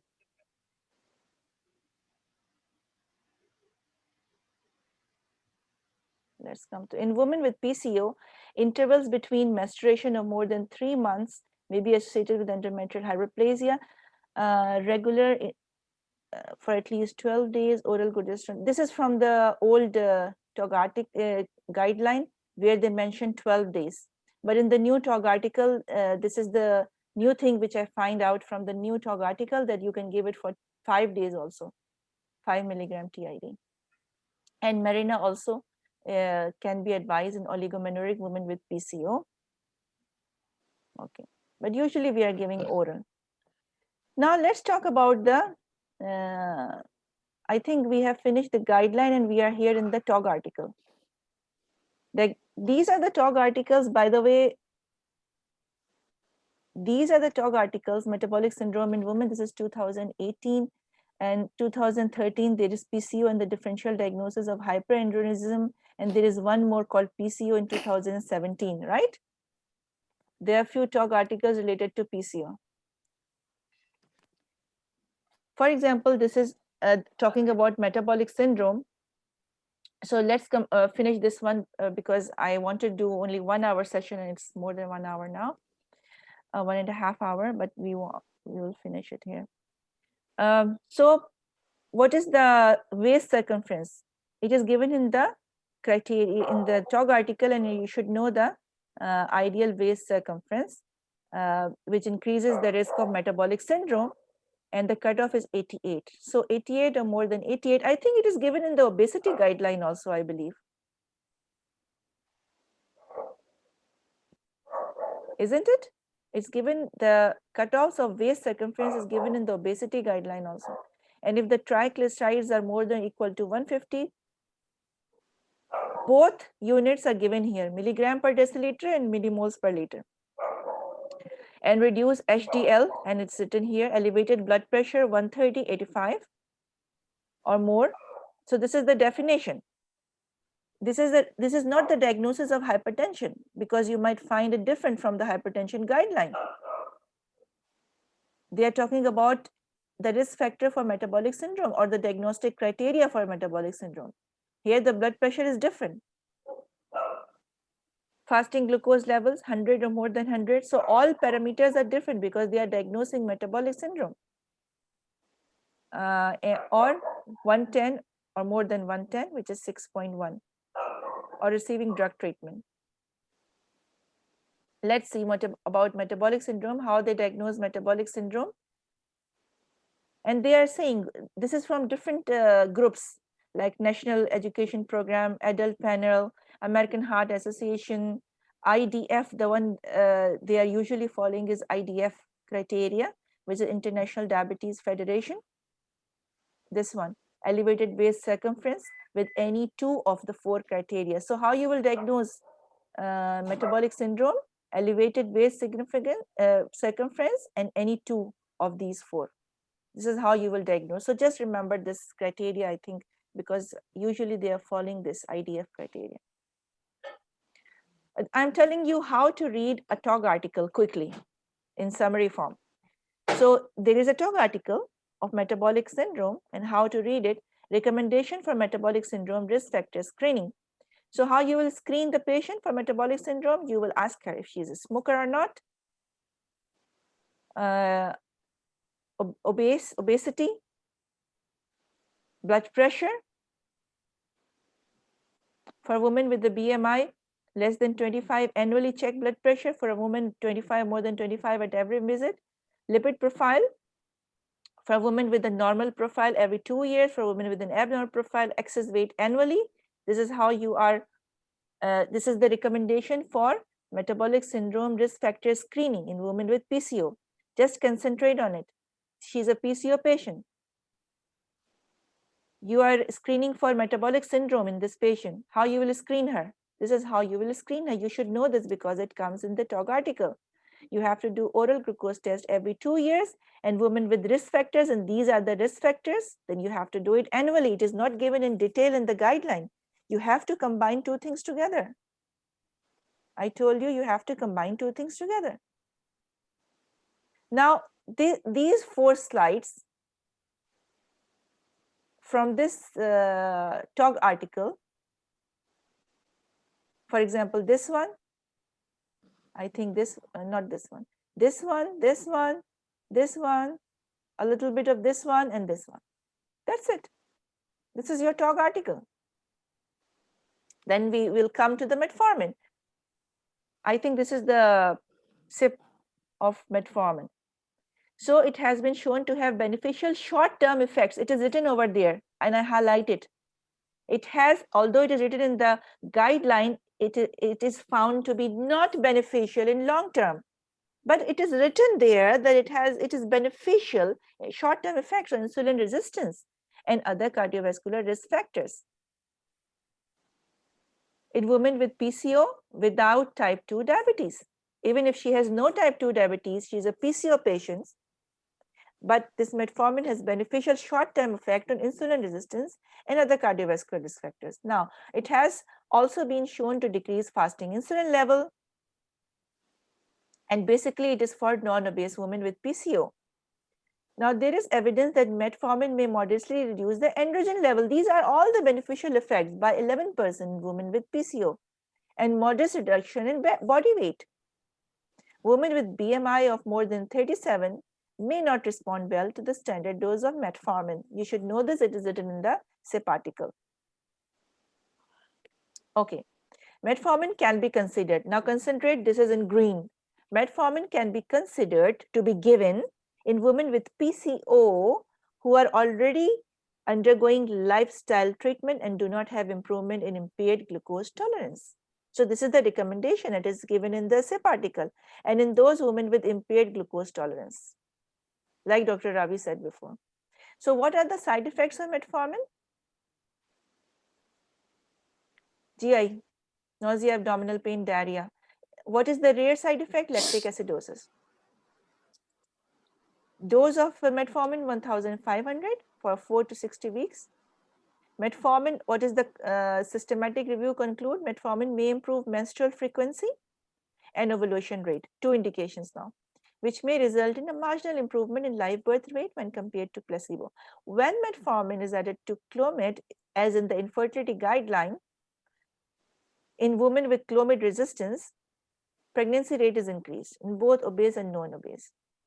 In summary, metformin has limited value in the management of anovulatory PCO, but could be used alone to improve ovulation rate and pregnancy rate if facilities are not available for monitoring of Clomid or gonadotrophins, which are more effective.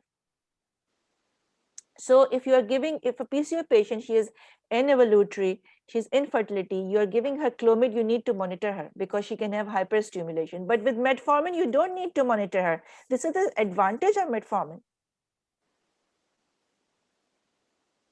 And there is a talk about in the another TOG article, they talk about inositol. Dr. Ravi, please tell me what is the role of myoinositol in PCO patients? What is written in the TOG article? No, I haven't read it. Okay. Dr. Marwa?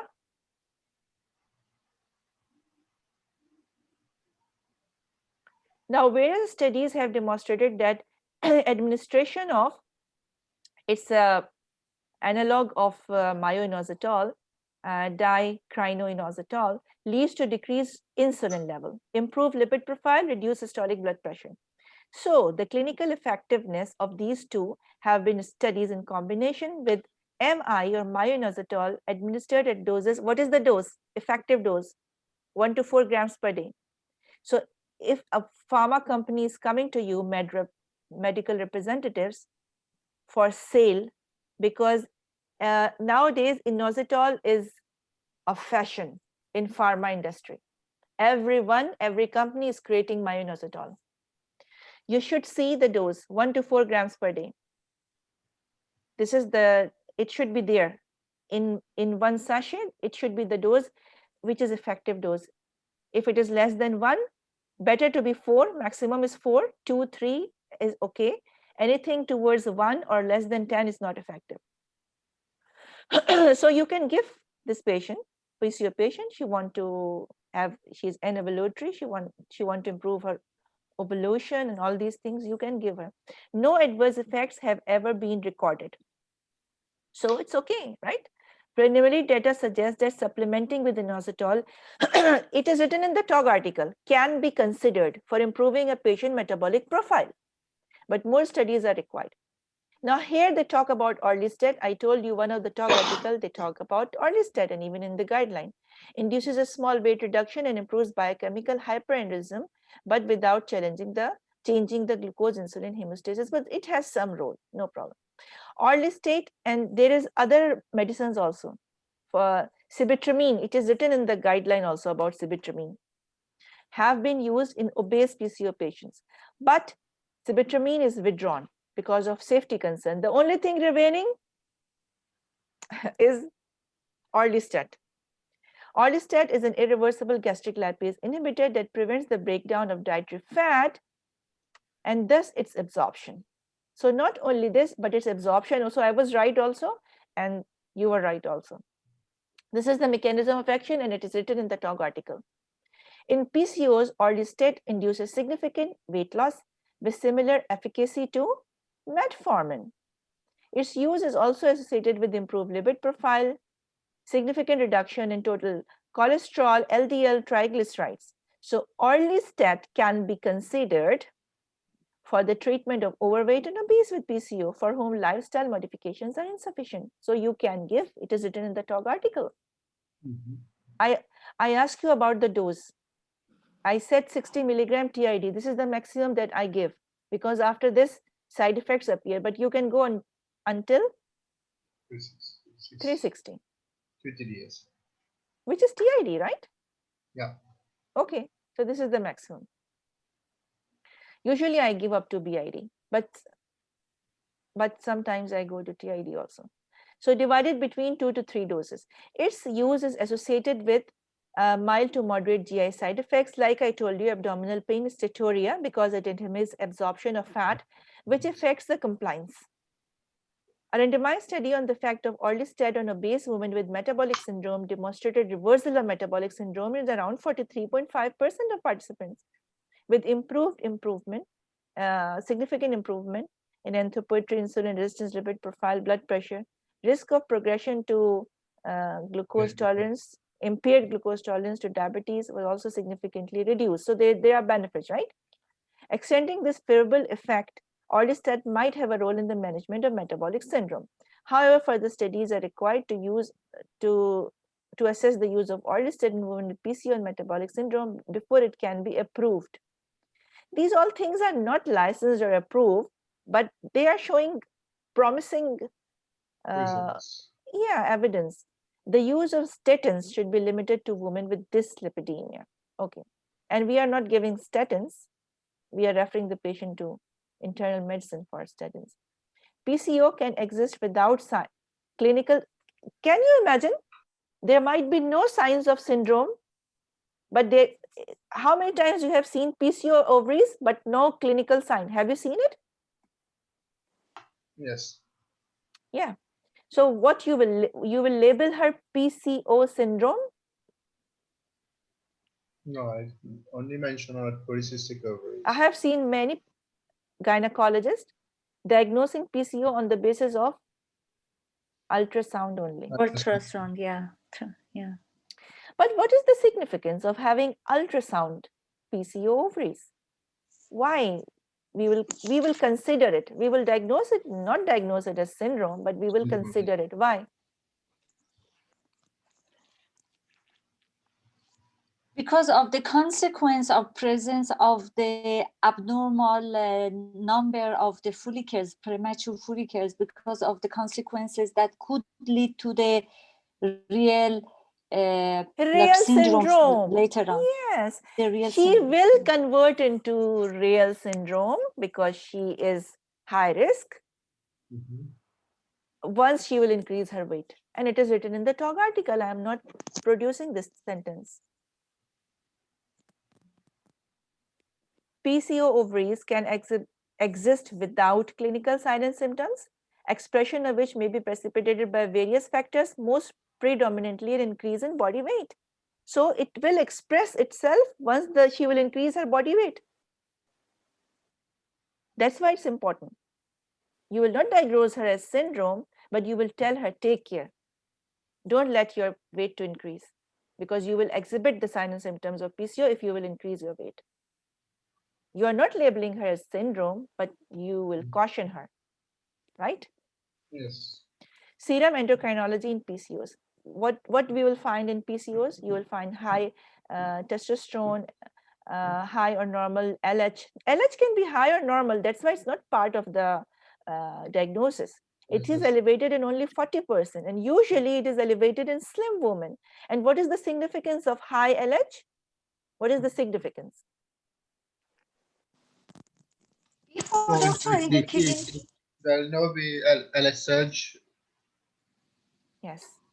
The ovaries will graphite follicle will not react with LS surge. It's already exposed. So premature LH surges in IVF protocols plus ovarian hyperstimulation syndromes can happen. Yeah. Higher risk of OHSS in higher LH. And high LH means high chances of miscarriages also. For miscarriage also, it has effect, the higher LH? Yes. Doctor, you remember before it was one of the criteria when we used to request long time ago. LHFSH. No more that ratio above 2 to 1 LHS. Reverse ratio of I yeah. think it was no more 2 to 1 or 3 to 1. No, 2 no, to it's 1 not, or 3 to 1. No it more is not part of the considered. criteria because it's elevated in only 40%. It's not in every patient. 40%. That's why it's not a criteria. And even it's said more in a slim patient, usually in a slim patient. Usually in slim patient, yes. Slim patient. With high risk of OHSS. Now, normal FSH. And FSH will be normal. There will be high or normal fasting insulin and low or normal sex hormone binding globulin. You have to do it, sex hormone binding globulin also. If there is hirsutism. Decrease. Usually it's decrease, yeah? It's a normal or decrease? Decrease or normal, yes. Increase or normal estradiol. Estradiol in PCO patient can be normal. Mostly it's normal, but it can be high also. And AMH, there is a TOG article of AMH. When they say high AMH, what does it mean? Do you know the cutoffs of high AMH? I'm not talking about low AMH. Mostly about low AMH. So what is the normal AMH? Normal anti-Mullerian hormone. How much is that? Up to? It's up to 4, yes? Up to 5 is normal, madam. 5 or 4? Around 2 or 4. 4, I think. 4, ma'am. What is written in the TOG article? Up to 5. 4. So starting from when to when, I want to know the range of normal. The range. 4 to 6. 1 point. It's age related. Okay. What is it? It's age related. I mean, in the reproductive age group women, it's the same. 1.6 up to 4? 4 or 3.5? 4 is a little bit high, isn't it? I think it's 3.5. Yeah, 4 is the cutoff. Yeah. It's 4 could be the above the normal range. Yes. Do you remember this AMH TOG article? Who remember very well? I think it is 1.5 to 3.5, and I even don't remember the unit. There are 2 units of AMH. So that's why I will not go into detail because I don't remember. But you should go and check in AMH TOG article. What's the normal? So when they say high AMH is more than, for me, it's more than 3.5. Would you have to go and check it in different units, 2 different units? Prolactin usually normal, occasionally slightly elevated. It's never very highly elevated in PCO patients. Now, fat. This is how you will tell her in a PCO patient. You will give her healthy diet based on this. They will not ask you for this. So what is the difference between this and this? Which one is PCO and which one is just a multicystic ovary?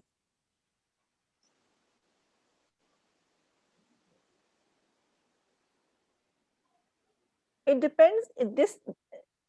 The look of this ovary. Appears to be more I'm not talking about the peripherally peripheral. arranged or not. There are central also follicles. And if you will move the probe, you will find it in the center also. But you know how it is. It's between 4 to 8. All of them are between 2 to 8 millimeter. Stroma is thick in the middle. The ovary looks big. Yes. Increase volume. Increase volume. If you are comparing it, right? And Yes. and the size of the follicles, most probably number of follicles, which you cannot count unless you are moving the probe from up to down, then you can count all of them. But even here, it is 12, for sure, it's more than 12 Yes. in this view. Yeah. But here, you see the follicles a little bit bigger than, they are not very small. The stroma is thin stroma in the middle. They are just multicystic. Okay. It can be 12, no problem. Less than 12. It should be less than 12. So it's not only that 12, but in PCO ovaries, the diagnostic criteria is yes, 12 and more than 12, and other features also should be there in order to say that this is polycystic ovaries. They are given in one of the TOG article, this picture.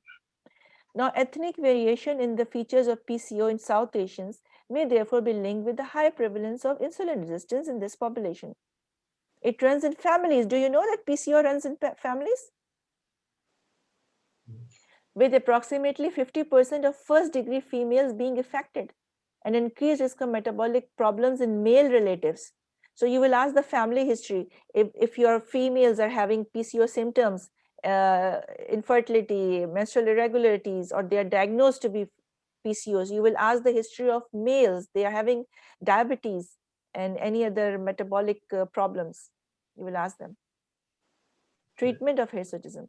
Now, hair growth occurs in 3 cycles. This is from the hirsutism TOG article. 6 to 9 months of regular treatment. So there is a cycle for hair growth. So whatever treatment you will give it for 6 to 9 months. I think this is the one you were referring, the topical use of eflornithine. Eflornithine.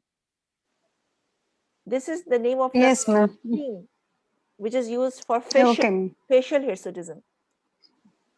Eflornithine. Okay. Eflornithine. And it works by inhibiting the enzyme ornithine. Just remember from eflornithine. So it's ornithine enzyme. It inhibits ornithine enzyme in hair follicles. If someone want to avoid hormonal treatment, you can give her this one, especially for face. Okay. But whoever is using this one, don't forget to tell her sunblock. When go high factor sunblock. Whoever is using this one should use sunblock. First line therapy is, we know already how many of us already give Dianate a lot, which contains ethinyl estradiol 35 milligram in combination with cyproterone acetate 2 milligram. The addition of higher doses of cyproterone acetate 50 to 100 milligram does not appear to confer additional benefits. So 2 milligram cyproterone acetate is more than enough. The effect on acne and seborrhea is evident within a couple of months. So after a few months, 2 or 3 months, she will recognize her acne will be less, and seborrhea, which means oil production, will be less. Sometimes Additional topical antibiotic anti-inflammatory may be helpful for acne, but for her hirsutism, it will take 6 to 9 months. Now, spironolactone you can give her for hirsutism. It's anti-androgenic in its mechanism of action. And if OCP is contraindicated, why OCP Dianate will be contraindicated? If she has history of VTE or she is very obese, she is hypertensive, then it means that Dianate is contraindicated. Then you can give spironolactone, 25 to 100 milligrams spironolactone once per day. Drospirenone is a derivative of Yasmin, by the way, what you can give. But if Yasmin, if OCP is contraindicated, it's contraindicated. How are you? Where is the gear? Where is my gear? How are you?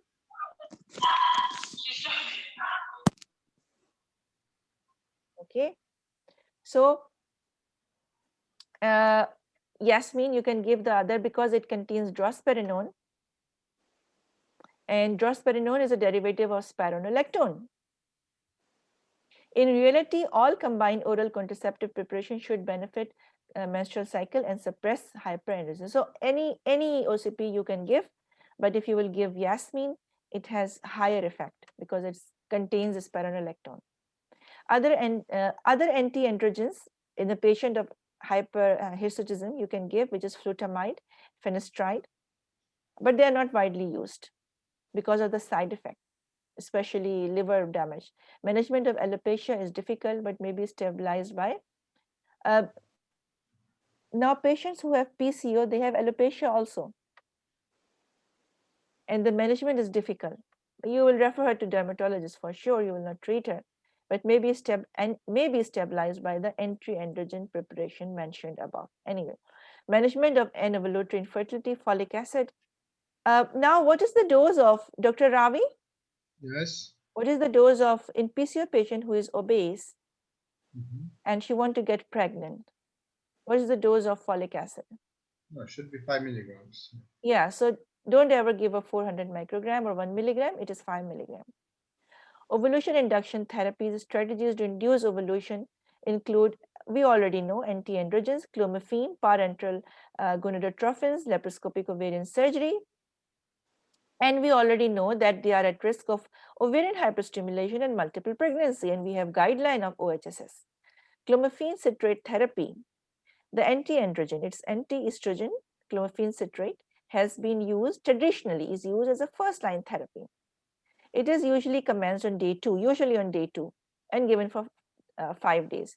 It is necessary to exclude pregnancy, but it can be given until day 5, but not after that. It is necessary to exclude pregnancy, induce a withdrawal bleed. This is the one, 20 milligram per day for 5 to 10 days. The starting dose of Clomid is 15. This is another TOG article in which 20 milligram is mentioned, the dose of medroxyprogesterone acetate. Even for 5 days, it's okay, but you can go a maximum. Okay, okay. Just I'm showing you from where I get this. So it's not even TID, it's QID. With Provera, we have 10 milligrams tablet as well. Or we can have 10 milligram tablet. Yes, ma'am. It's 10 milligram. The starting dose of Clomid is 50 milligram per day. We all know it induces ovulation in 70 to 85% and 60 to 70%. Not all of them who ovulate will become pregnant after 6 ovulatory cycles. So what is the minimum cycle that you will say Clomid fails? You cannot say before 6 cycles, right? Yes. The minimum is 6. Many people I have seen, they give Clomid after 3 months, they will say it fails. Yes, there is Clomid resistant and there is Clomid failure. There are two things. So what is the difference, Dr. Ravi, in Clomid resistant and Clomid failure? Clomid fails means what, and Clomid resistant means what? In Clomid resistance, there is no development of a dominant follicle, but in clomid failure, where is the development of a dominant follicle, but there's failure for ovulation to take place. I think so. Clomid failure means that clomid, after giving clomiphene citrate, there is ovulation but no pregnancy. Clomid resistant means that there is no ovulation, or Graafian follicle did not mature, will not mature. So clomid resistant. So it's the clomid is resistant in inducing a follicle, right? Or inducing an ovulation. It's resistant. So it's the difference between resistant and failure. So how you define failure after giving 6 cycles? So you are doing ultrasound, folliculometry, and you find that she is ovulating, but she's not becoming pregnant, right? So you can continue to give cycles, 6 cycles at least, although you can give more. You can give up to 12 cycles in another TOG article. You can give until 12. So at least you give 6. At least you give 6. And then you will see she's ovulating, not getting pregnant. You continue giving her up to 6 cycles. And then you will say at least 6. And then you can say, okay, now the clomid fails. Clomid failure. Now, hypersecretion of LH is found in 40% and is associated with a reduced chance of conception. I told you, I'm not making anything from this is copy and paste. I'm not writing notes because I want you to believe what is written there. And you should not believe unless you see a copy and paste from a true TOG article or from an original guideline. Because when we are making our notes, we can change the words, which might be wrong, which we think that is right, which might be wrong, because we are not perfect, not like RCOG, the people who are creating these literature, right? So better on a safe side to copy and paste from the true original. So when I told you that high LH can cause high risk of miscarriage, some people become surprised. And they should actually be surprised, because the people who have not read it should be surprised. They should not believe even. But once you see it, you should believe it. So it is just copy and paste from the one of the TOG article. So it has a reduced chance of conception and an increased risk of miscarriage, possibly through an adverse effect of LH on oocyte maturation. Not only, Dr. Ravi, I told you high level of OHSS, but also reduced chance of conception. So she will not get pregnant, and once she gets pregnant, high risk of miscarriage. Elevated LH concentrations are more often found in slim women. Clomiphene citrate may cause you can give clomiphene, but what it will do? Exaggeration in the hypersecretion of LH and have anti-estrogen effect on the endometrium. What is the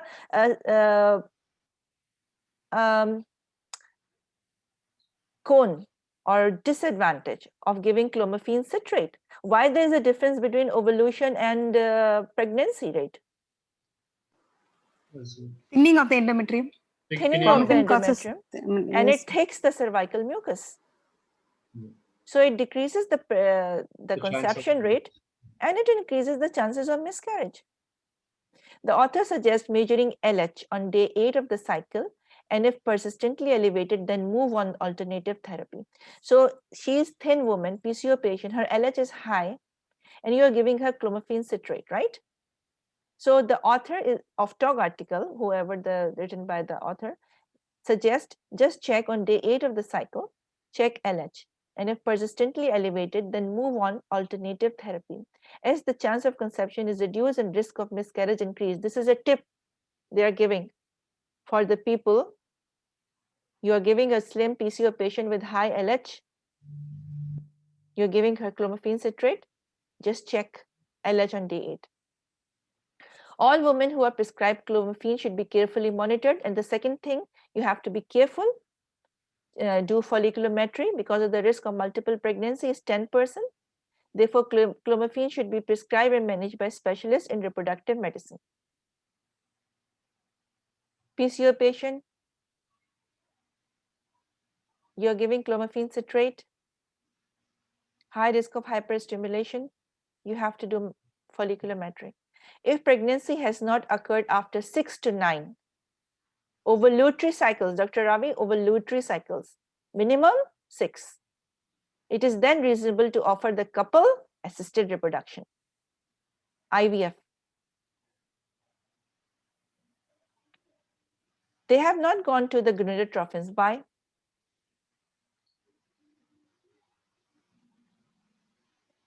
But can you give or not gonadotrophins? If it's already ovulatory cycles, it's better not to go for GnRH. Yeah. And What is the ovulation, idea? What is the idea of giving gonadotrophins? ovulation, maturation of a follicle. Yes. Follicle.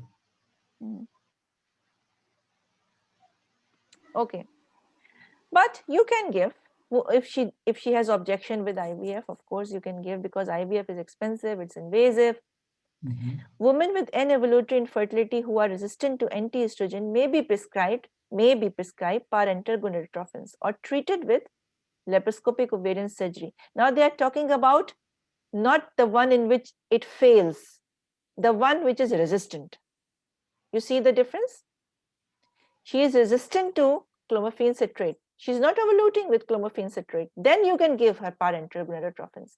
So here in TOG article, they are saying if she is ovulating, but she's not getting pregnant with clomiphene citrate, you go for the IVF.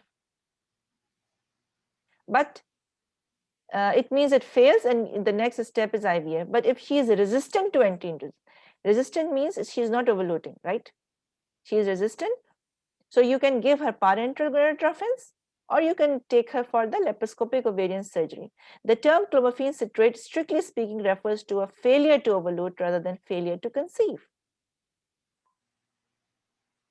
It is from the TOG article, Dr. Ravi. Can you see the definition of clomiphene resistance? Yes.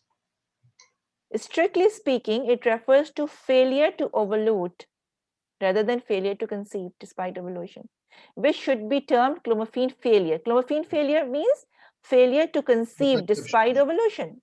Yes. So she is ovulating, but she is not getting pregnant, she is not conceiving. Resistance means failure to ovulate. And these definitions are not from, I'm not creating it. It's there in the TOG article. The other adverse effects of anti-estrogens are hot flushes, multiple pregnancy, which is 2 to 13%, abdominal discomfort, ovarian hyperstimulation, 1 to 6%. You should remember these terms. It can come in SBA. Now, do you have any idea about letrozole, Dr. Ravi, aromatase inhibitors? Yes, I use it. Okay. So tell me what's the benefit and why you will use it on top of clomiphene citrate. There is a better preparation of endometrial thickness. There is lesser risk of multiple pregnancies. And it has effect on cervical mucus thickness? Yes, yes. Cervical mucus and endometrium. No effect, right? Almost very less effect, not unlike clomiphene citrate. Yes. And what's the other benefit for which we are using it? The most important benefit for which IVF specialists like to use letrozole? Monofollicular development. Yes. Monofollicular and high chances of conception with letrozole. Conception. Yes. High chances. That's why we like it. A recent Cochrane review demonstrated a greater chance. It is written there. It is written. It's not my practice. Greater chance of live birth. Not only conception, live birth at the end. Not only greater chance of ovulation, not only greater chance of conception, greater chance of live birth. It's great, right? And it's a Cochrane review. Okay, and a lower rate of multiple pregnancy. Therefore, the WHO guidance has supported the use, although it is not in the NICE guideline. Is it in the NICE fertility guideline? No. No. But the WHO support the use of letrozole as first-line therapy. In those countries where its use is permitted, but in UK it's not permitted, not licensed for this use. That's why you will not find it in the guideline. But in our countries, we are using it because WHO approved it. Yes, doctor, in the Middle East, we used it commonly for the patients. It was a bit expensive, to be honest, in compared to the price of clomiphene. That was much more expensive, but it was very, as you just point out about the benefits. Yeah, exactly. Yeah, it's the only thing is it's price. Yeah, the price was expensive. I am sometimes giving clomiphene citrate to a patient who cannot afford it. Yeah. Now, in order to prevent the risk of overstimulation and multiple pregnancy, a low dose step-up regime should be used. This is, I think they are talking about gonadotrophins. Right. You can start with 25. 25 is very low, my God. But you can start with 50 of FSH or human menopausal gonadotrophin. This is only increased after 14 days if there is no response, and then by only half of the starting dose every 7 days. Treatment cycle using this approach can be quite long. You can give 28 to 35 days, but the risk of multiple follicular growth is low and multiple pregnancy rate should be less than 5%. Especially in IVF protocols for PCO patient, you can go slow increment step-up regime. Ovulation is triggered with a single injection of HCG 5,000 units, never 10,000 in PCO patient. And when there has been development of at least one follicle of, what is the cutoff? 17 millimeter. In its largest diameter. This is not, she's not the patient of IVF. You are giving her gonadotrophins. She's a PCO patient, right? Okay. For infertility. This is not an IVF protocol. In IVF protocol, you should have at least how many follicles to trigger? What is the cutoff in infertility guideline? But in IVF, doctor, how many follicles you said? At least more than 2 follicles of. It is written there in the guideline or in the TOG articles of infertility. Here we are talking about a PCO patient.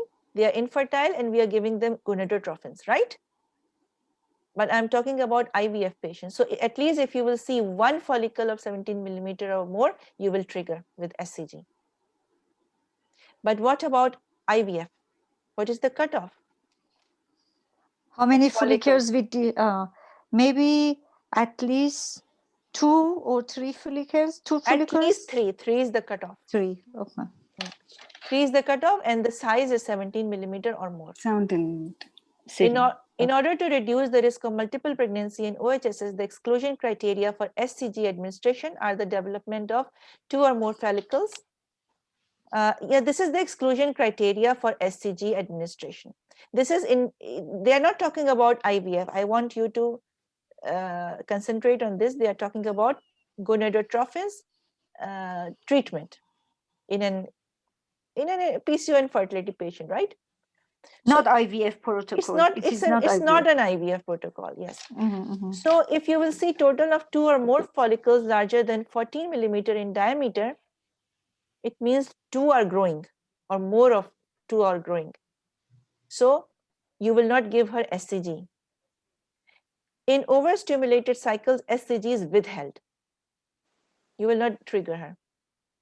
And the patient is counseled about the risk and advised to refrain from sexual intercourse.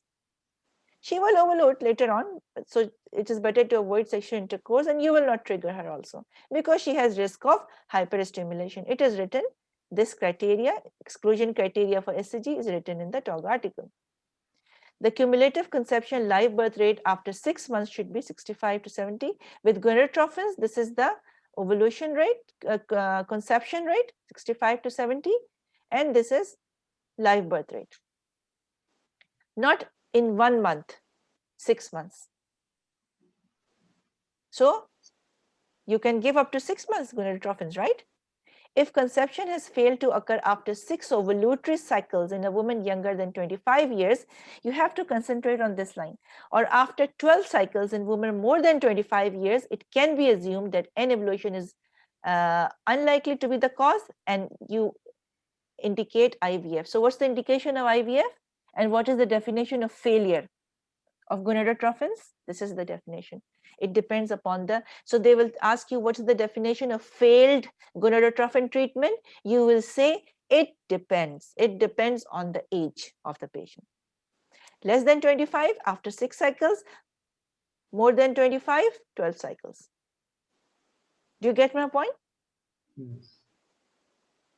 IVF in women with PCO, IVF, sorry, let me see. IVF is not the first line treatment for PCOS. Of course, it's not the first line, but many patients with the syndrome may be referred for IVF care.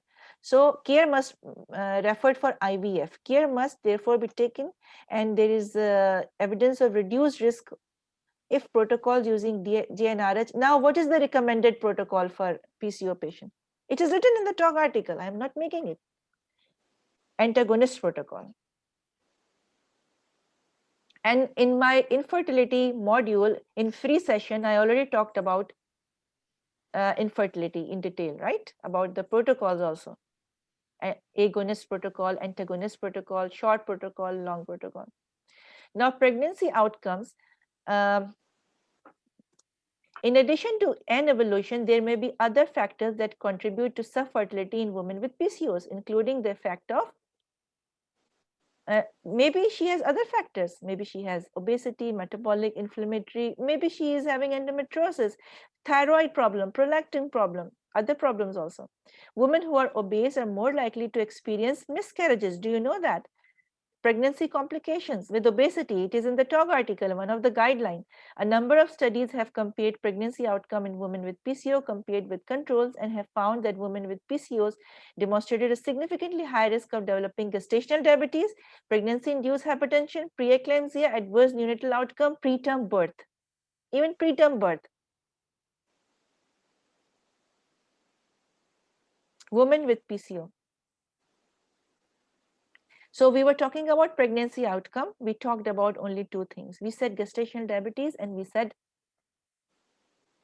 miscarriage, isn't it? But look at it. Gestational diabetes, pregnancy-induced hypertension, preeclampsia, adverse neonatal outcome, preterm birth. Higher risk of admission to neonatal intensive care, higher perinatal mortality, unrelated to multiple births. The potential mechanism for these problems can be obesity, altered glucose metabolism, disturbance in uterine blood flow, and so careful monitoring of pregnancy in PCO patient becoming pregnant. These are the short-term consequences. You have to remember it is given in the TOG article. So PCO is one of the most common endocrine disorder. It may present at one end of the spectrum with single finding of polycystic ovarian morphology as detected by pelvic ultrasound. At the other end, symptoms such as obesity, hyperendrism, menstrual cycle irregularity, infertility can be alone or in combination and may have impact on quality of life. This is one of the TOG articles. This is a very important table and you have to print it. This is from one of the TOG article which I gave as a reference down. So there are three groups in infertility guideline, right? Group 1, Group 2, Group 3. Dr. Ravi, what is Group 1? An evolutionary disorder, Group 1. Dr. Noreen? Yes, ma'am. Hypogonadotrophic hypogonadism. Okay, thank you very much. Dr. Seema, Group 2.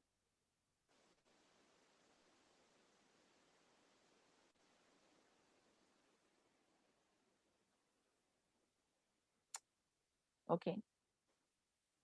Dr. Uma, Group 2. Yeah, it's a normogonadotrophic hypogonadism, madam. What is it? First one is hypo. Yeah. And the second one? Second is a normogonadotrophic. Normo, and the example is? Pcos. Yes. Pcos. Yes. Polycystic ovaries. And Group 3? Group 3 is hypergonadotrophic hypogonadism. Example? Ovarian failure. Ovarian failure. Okay, let's come to that. So Group 1, which is hypothalamic pituitary axis, is hypo, right? Hypo. Yes, ma'am. So the examples are underweight. You know, the causes of hypothalamic causes anorexia, exercise, irradiation, Sheehan syndrome, Kalman syndrome, or idiopathic hypothalamic causes. So what is the treatment? Of course, if she is underweight, Gonadotrophins. No, you will for- treat her first. If she is underweight, you will ask her to increase her weight, for example, or address the lifestyle. Okay. So what is the drug treatment? As it should be both. If you will give her only FSH, it will not work because she needs gonadotrophins. She's hypergonadism, gonadotrophic hypergonadism. And if this will not work, then the next step is IPF. Okay. In hyperprolactinemia, if it is pathological due to drugs, you will ask her to stop the drugs or change some medication, because some of the medication cause hyperprolactinemia, and you should remember these drugs which causes hyperprolactinemia. And it can be due to stress, exercise, PCOS, on physical examination, hyperprolactinemia can happen. Anyway, so the causes of hyperprolactinemia, you have to treat the causes. And there is a TOG article about hyperprolactinemia when you will start treatment. What is the cutoff of doing MRI for pituitary gland? What is the cutoff of starting treatment? 1,000. Yeah, what is the cutoff of MRI? Is 1,500, 1,000. 1,500. Is it 1,000 or 1,500? So start investigating if it is more than 1,000. Start investigating. I'm talking about doing MRI. MRI, that's what my. Oh, okay. So if it is more than 1,000, then you will go for MRI. But I'm not Yes. sure. For sure, it is more than, if it is 1,500, I'm pretty much sure that you will do it. But I'm not sure about Okay. more than 1,000. There is a gray area between 1,000, but I don't know Yes. really. 1,500, I think that's all. Maybe 1,500. I'm not very sure. Yeah, but anyway, there is a TOG article related to hyperprolactinemia, which we will discuss later on. We are not discussing here because I don't remember everything, of course. So, but you have to check the cutoff. So it depends. So what is the cutoff of treating prolactin level by giving her bromocriptine or cabergoline? More than 500. Yes. In this talk article, Dr. Ravi, they mentioned 500, and in other places they mentioned 250 even. So I am a little bit confused. Is it 250 or 500? Normal range is less than 500. Normal range is less than 500. Okay. Okay. So cutoff is 500. And for MRI is 1,500. Do you remember the unit? Milli international unit per liter. But I don't. Milli international units per. It's milli international units per liter, madam. Okay. Milli international unit per liter. So now we conclude cutoff 500, where we will treat her, and we will do MRI if it's more than 1,500, isn't it? Milli international unit per liter. Okay. Okay. Yeah, but we will double check. No problem. We are just brainstorming ourselves so that we go and read, right? So in group 2 PCO, what we will do, what is the treatment of PCO? Correct weight, lifestyle factors, give clomiphene for 6 to 9 cycles if she is overloading, right? If she is not overloading, you will tell her that, okay, you are not overloading. After how many cycles, Dr. Ravi, in the infertility guideline, patient is not overloading, you will stop giving her clomiphene and you will tell her give her gonadotrophins. So 6 cycles. You will go up to 6 cycles. She is not overloading.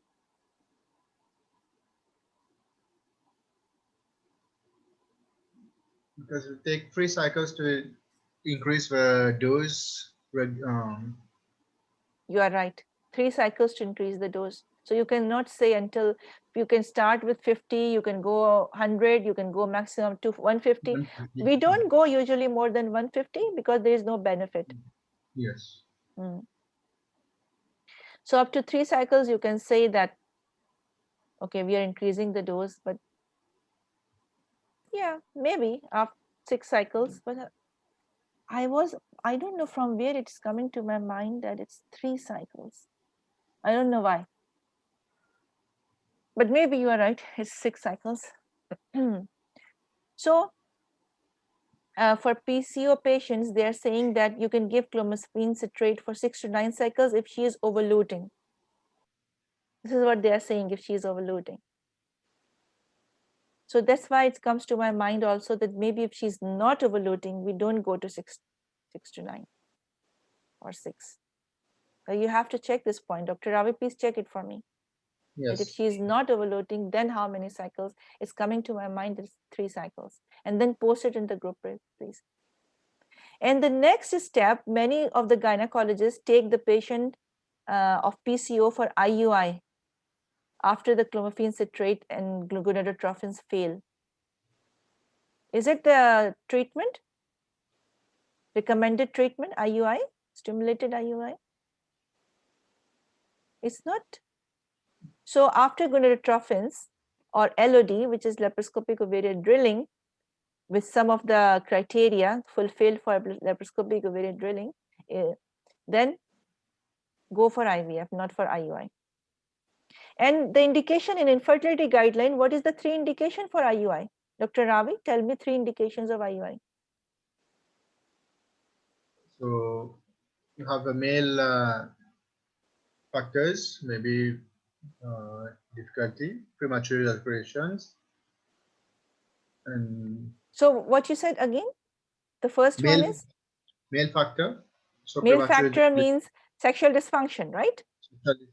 Yes. Okay. So there is no penetration, sexual Yes. dysfunction.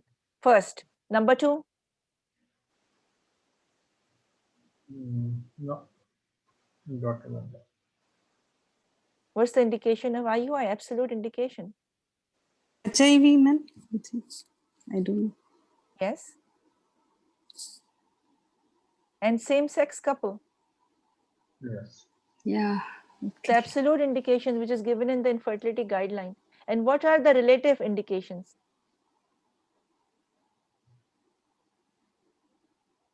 Timing. 3 relative indications. 3 absolute and 3 relative. Presence of anti-sperm antibodies. Which is given in the guideline. Ma'am, mild male factor Mild. infertility. Okay. Mild male factor infertility. Okay. Mild endometriosis. Mild endometriosis. Yes. Unexplained infertility. 3 relative and 3 absolute indications of IUI. Let's come to group 3, premature ovarian failure. We know the examples. We have a TOG article of premature ovarian failure, isn't it? The causes are there. More than 90% is idiopathic. The rest, 10% or less, has causes. Turner, Fragile X, surgery, chemotherapy, autoimmune syndrome, nephritis. What is the drug treatment? Egg donation and long-term HRT. Okay. We are going to conclude here. These are the references. But of course, I take from some other places also. Let me stop my recording. Although I wanted to do recalls also, but we covered a lot of guidelines together in this talk, so that's why. We were not able to do recalls, but we are having recall sessions every now and then, and we will do it. Let me stop recording first.